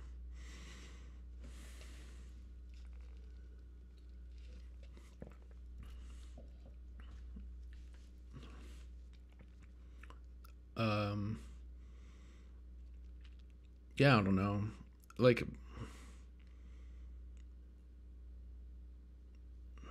you know, the cream of the crop rises, you know? If you're a respectful band and you're talented, you're nice to the venue, you appreciate the venue, I feel like you're going to be more successful in the long run because your attitude is going to really set a more successful path for you. I feel like any band that's come in and just been like, oh, this is I'll say things people have said, I won't say who said it. This stage isn't big enough for us. These local bands don't deserve to play with us. This sound system looks like it would only be good for car audio. Just like things like that. It doesn't. People talk. Like the circle of people who work at venues in this world is a lot smaller than people realize, because one venue talking to one booking agent could impact the whole booking for a band's next tour. Venues that are rude to bands aren't venues, those are bars. That's all I'm gonna say. Like, I feel like people who work in bars that host shows don't realize what they're getting into, or the people who work for the venue that are disrespectful don't keep their job. If it's an instance of like a cranky sound guy or like a bad show booker, like a bad promoter, I feel like it's not always the venue's fault, but those people either don't stick around or that venue doesn't stick around. Spite refuses to play the Emerson Theater. I know some people who have played it at the Emerson. I think I know people who have worked at the Emerson. I've never heard anything bad about that place.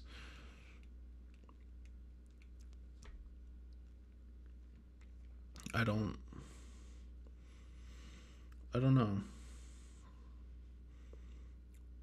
You never know, like, what staff. So I'm the only sound guy that works at the Foundry, but there could be like 5 sound guys at any particular venue, and 3 of them could be complete dickheads.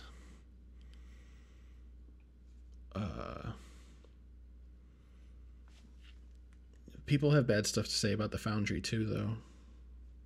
Like, everyone on my channel thinks it's a cool place. They might think the crowd is weak, but they think it's a cool place. But that doesn't mean that everyone in Cleveland thinks it's a cool place.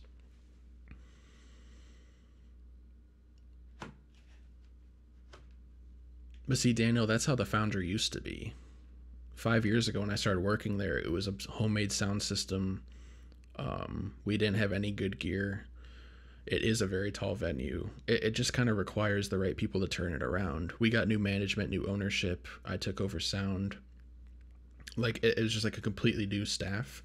So any reputation we had before, it's still a reputation that we have, but it's no longer valid, if that makes sense. I mean, if people don't like the Emerson, then that place isn't gonna stick around, because you have to have good shows to keep the lights on, you know. Unless it's like a place that doesn't have a rent or a mortgage or something like that.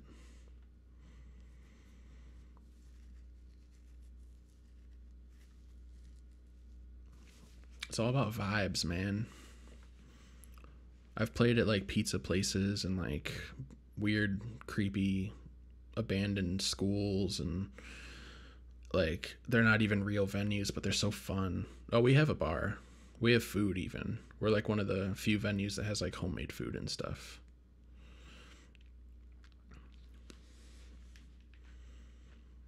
I'm just saying that we're not just a bar.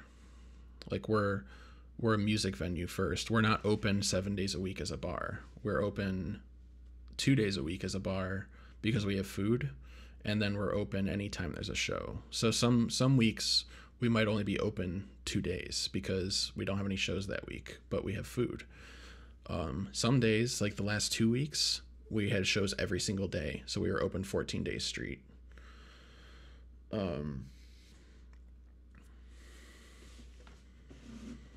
Yeah, that's just like muscle pain. You know, protein keeping your muscles from getting sore.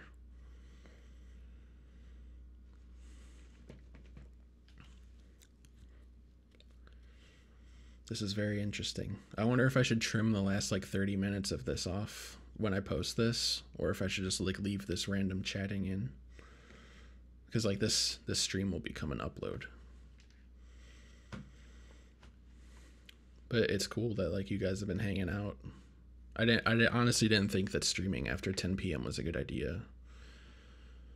But I don't know everyone's schedule. I don't know like when people want to watch streams. I watch Twitch at like 1 a.m, 4 a.m. But that's Twitch. That's like video games and stuff. We had Spite once, and I didn't record it because I'm an idiot. And I don't know if they'll ever play at the Foundry again, because I seem to like playing at the Outpost in Kent, which is like an hour away. But they seem to play there when they come through. Maybe they'll come through again. I hope Spite comes through again. I should have recorded them. I think they were okay. I think they came through with Traders. And I think I just didn't press record.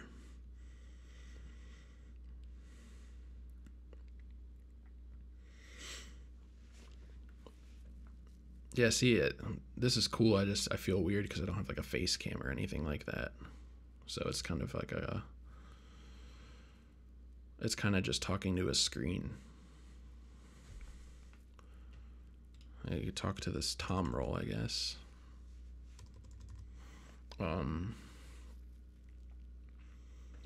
Yeah, I don't know. I guess I could play the whole set in the background really, really quiet.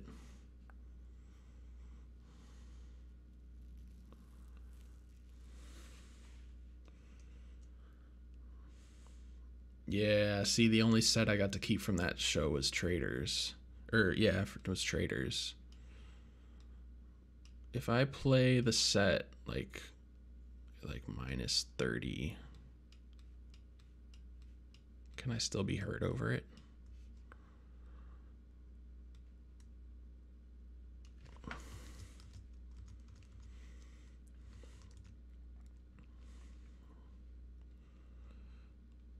Yeah, I gotta mark the beginning.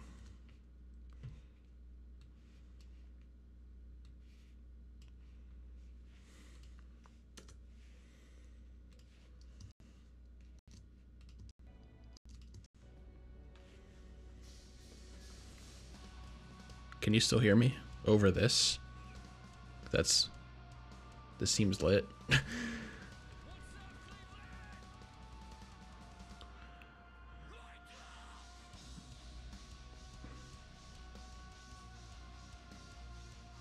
That's a lot of work, man. I feel like just turning it down is cool.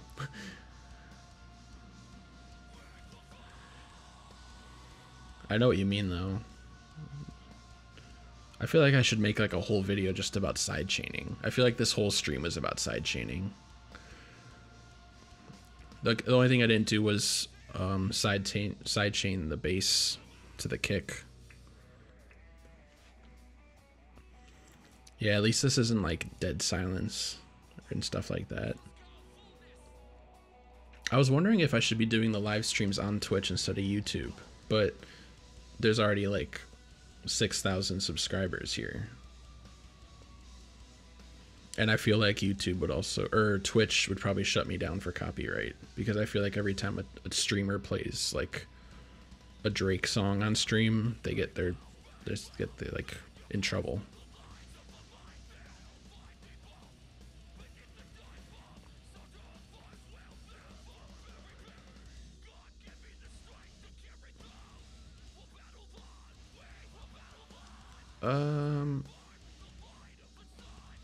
I mean, it's only for these next 2 tours. You'd have to ask him, I guess. His name's Cameron.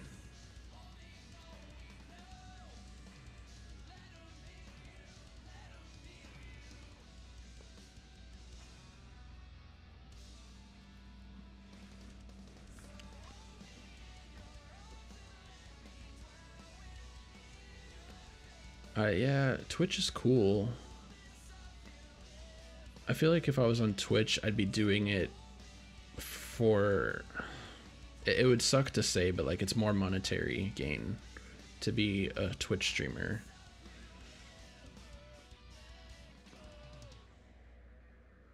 The clean vocalist is the screamer in this band.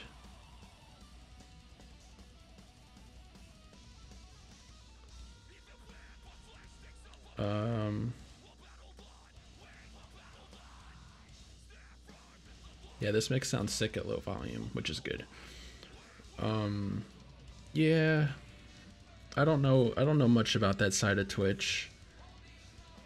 I mainly watch like FPS gamers, and like I watch a couple just chatting people, but it's mainly like just gamers.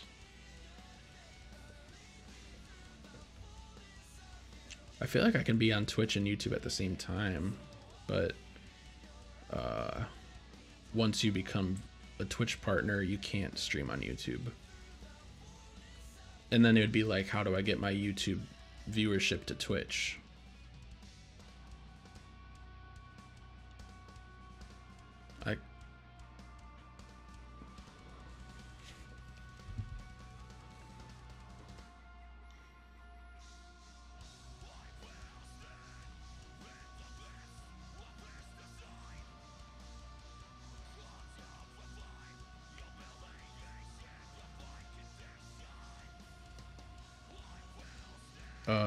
Sorry.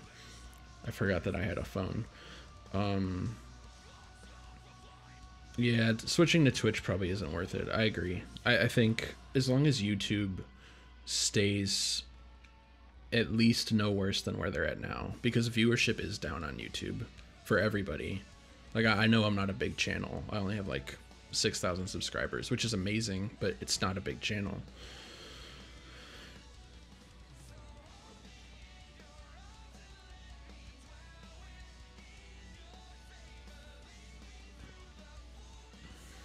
Yeah.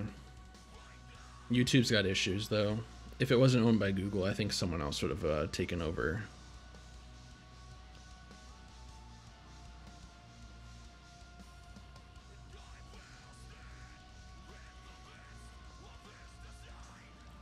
The thing about the clean singing in this though is we already like looked at it. He doesn't project as hard when he's singing, so he's not going to blow his voice out. I feel like his screams are very good technique, and then his singing is just loud enough. I don't mean this as a joke. Is Micah Relocate still a band? I feel like I haven't seen that name on a tour flyer or anything like that.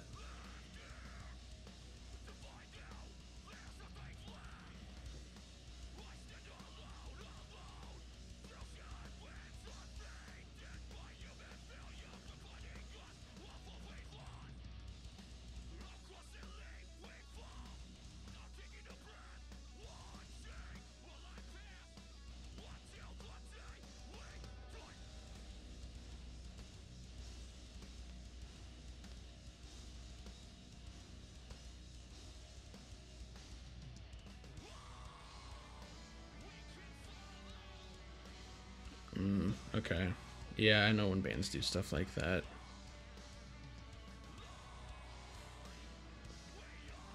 Is there like a band that anyone wants to see, like that they think will end up on this channel soon, that, or like a band that will probably come through the Foundry soon that I should like please record that band?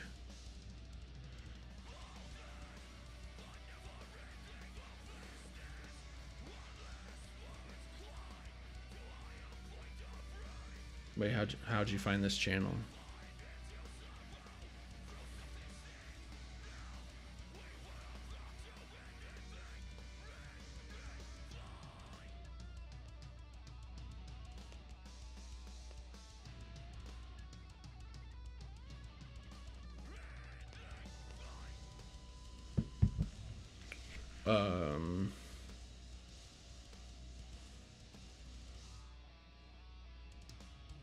You know what's weird is I think up until recently I had the session for Norma Jean still. I feel like I should have kept more old sessions to like do a stream showing how I mixed it.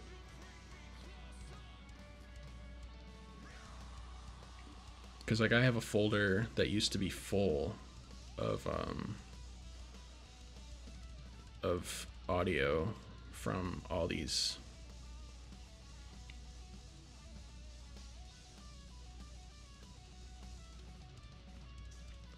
I hope that my channel is like a good alternate to like when you miss a band play, because there's bands that play in town that I don't get to see. Doom and Sonar stuff. I feel like we actually get a good amount of that, which is not bands that like. Entheos might come back eventually? I don't know. Mixing that Entheos set was sick, and I know that they liked it.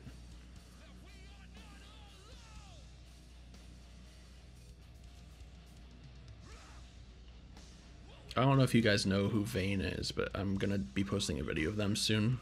They're kind of knocked loose-ish.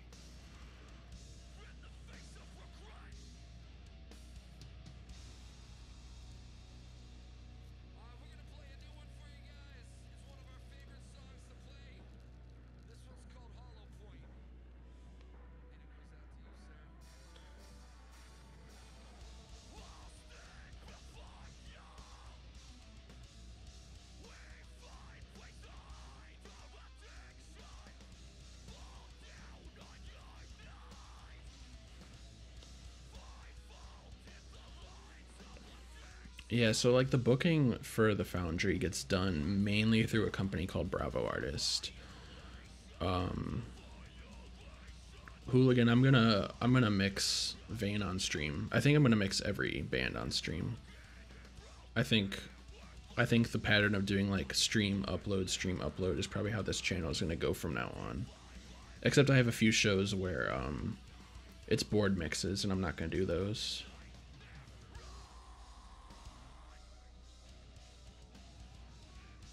That's sick that bands actually want to come back.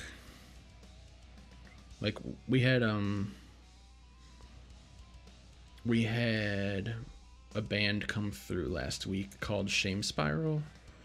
They're like a hardcore band out of Virginia, and they were so stoked to play at the Foundry just because they've been watching my videos, and they said it was like a bucket list venue, and I thought that was so cool that like a small venue like us is seen as a bucket list just because like they like the channel.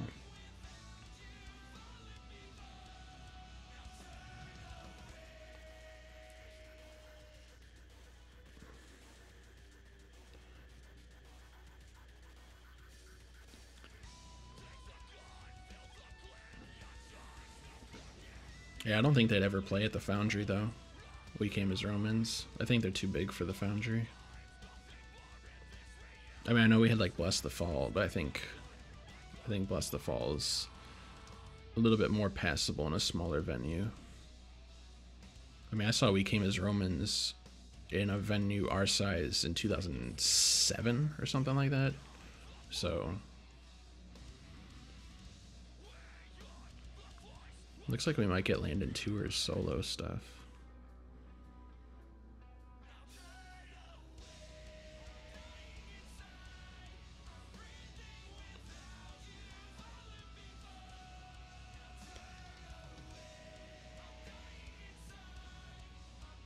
What about Dead to Fall? What about them?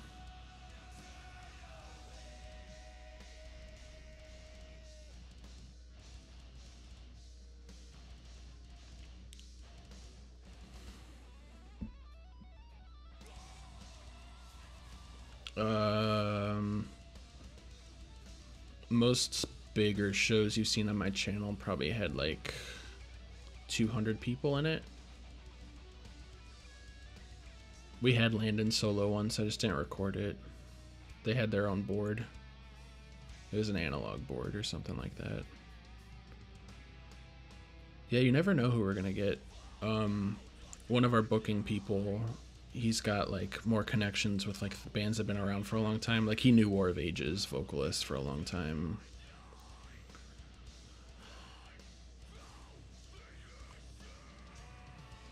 I think Hoosier Dome's about the same size.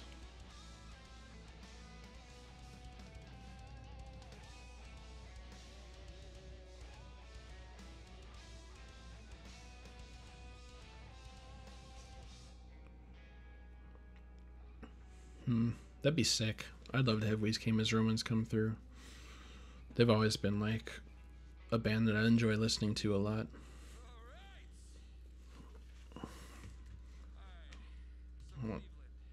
How much of this set? We've already listened through 13 minutes of it.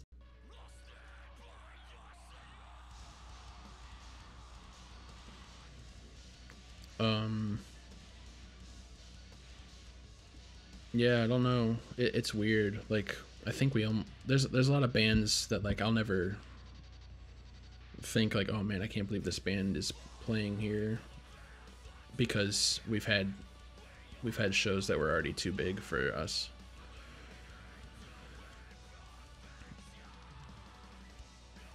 What's up? What's the request?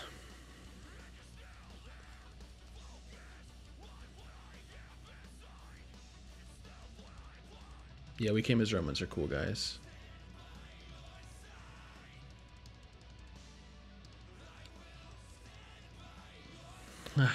Dude, I would love to mix Fit for a King. I would, like, there's a part of me that wishes I could go do videos at other venues where like some of these bands play, but I think my channel's always just be strictly Foundry, because it's good free promotion for the venue, and it's a venue I want to succeed. And I honestly have so many things to do revolving there that it would be hard for me to balance. New Fit for King album's sick, but there's still a new Architects and Silent Planet album that have to come out that I'm really stoked for.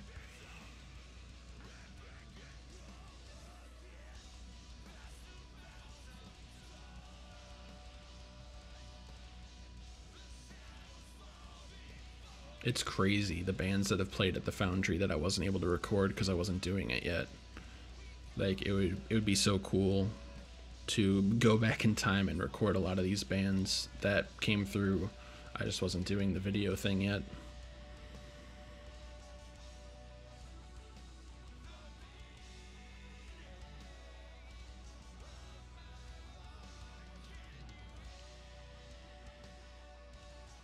Yeah, I'm not sure if I ever want to have multiple angle shots though.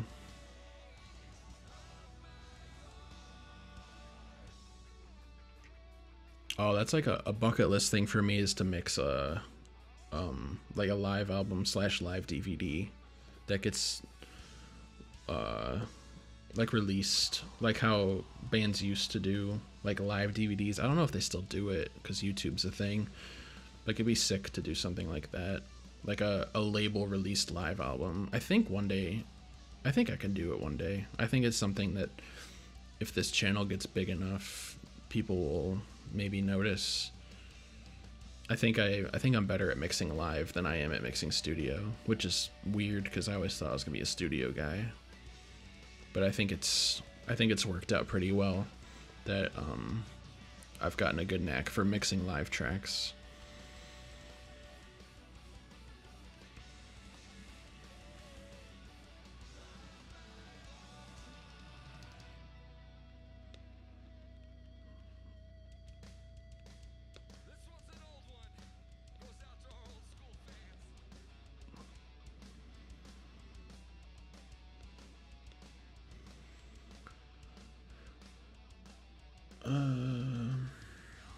Yeah, it's big. It's bigger things like that. You like.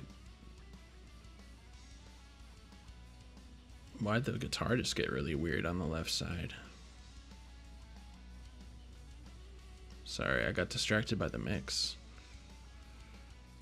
Yeah, bands like Of Mice and Men and like Bring Me the Horizon are more likely to put out live DVD.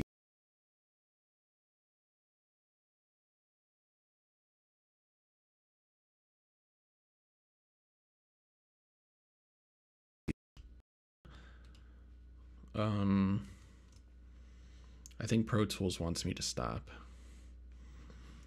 and I think I should stop. But this has been super cool, chatting with you guys and stuff. And I don't know if I should get like, I can't really do a set streaming schedule because my schedule isn't a set schedule. Yeah. Pro Tools messed up. So I don't know.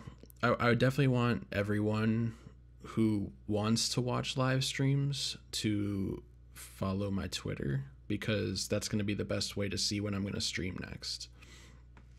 I'm not trying to get Twitter clout or anything. I can't post on YouTube like, hey, I'm going to stream tomorrow. So that's why I put the little social bar at the top. It's just my name. Because I can't be like, oh, I can stream on Wednesdays and Saturdays or something like that, because we could have shows every day of the week, and there's no way I'll ever be able to do it. But yeah, this has been super cool. I appreciate everyone who was in chat. This was super fun. Like, this was already more active than the last stream, and this is definitely going to be a regular thing. I'm going to post this video tomorrow, the full War of Ages set, and then we'll do Fever 333 early next week. I got a 3-day festival to work this weekend. And yeah, we'll do Fever 333, then Vane. I'll do a couple off-stream mixes just because there's like some issues on a couple of them, and some of them are just board mixes that I have to master. Unless you guys want to watch me master board mixes. But yeah, Fever 333 is going to be fun to mix. They had a lot of microphones and a lot of cool stuff, and they didn't destroy anything, but it was a very, very crazy set. So yeah, thank you guys very much. And I will post this tomorrow. Follow to find out when I'm going to stream next, but it should be early next week. Thank you guys.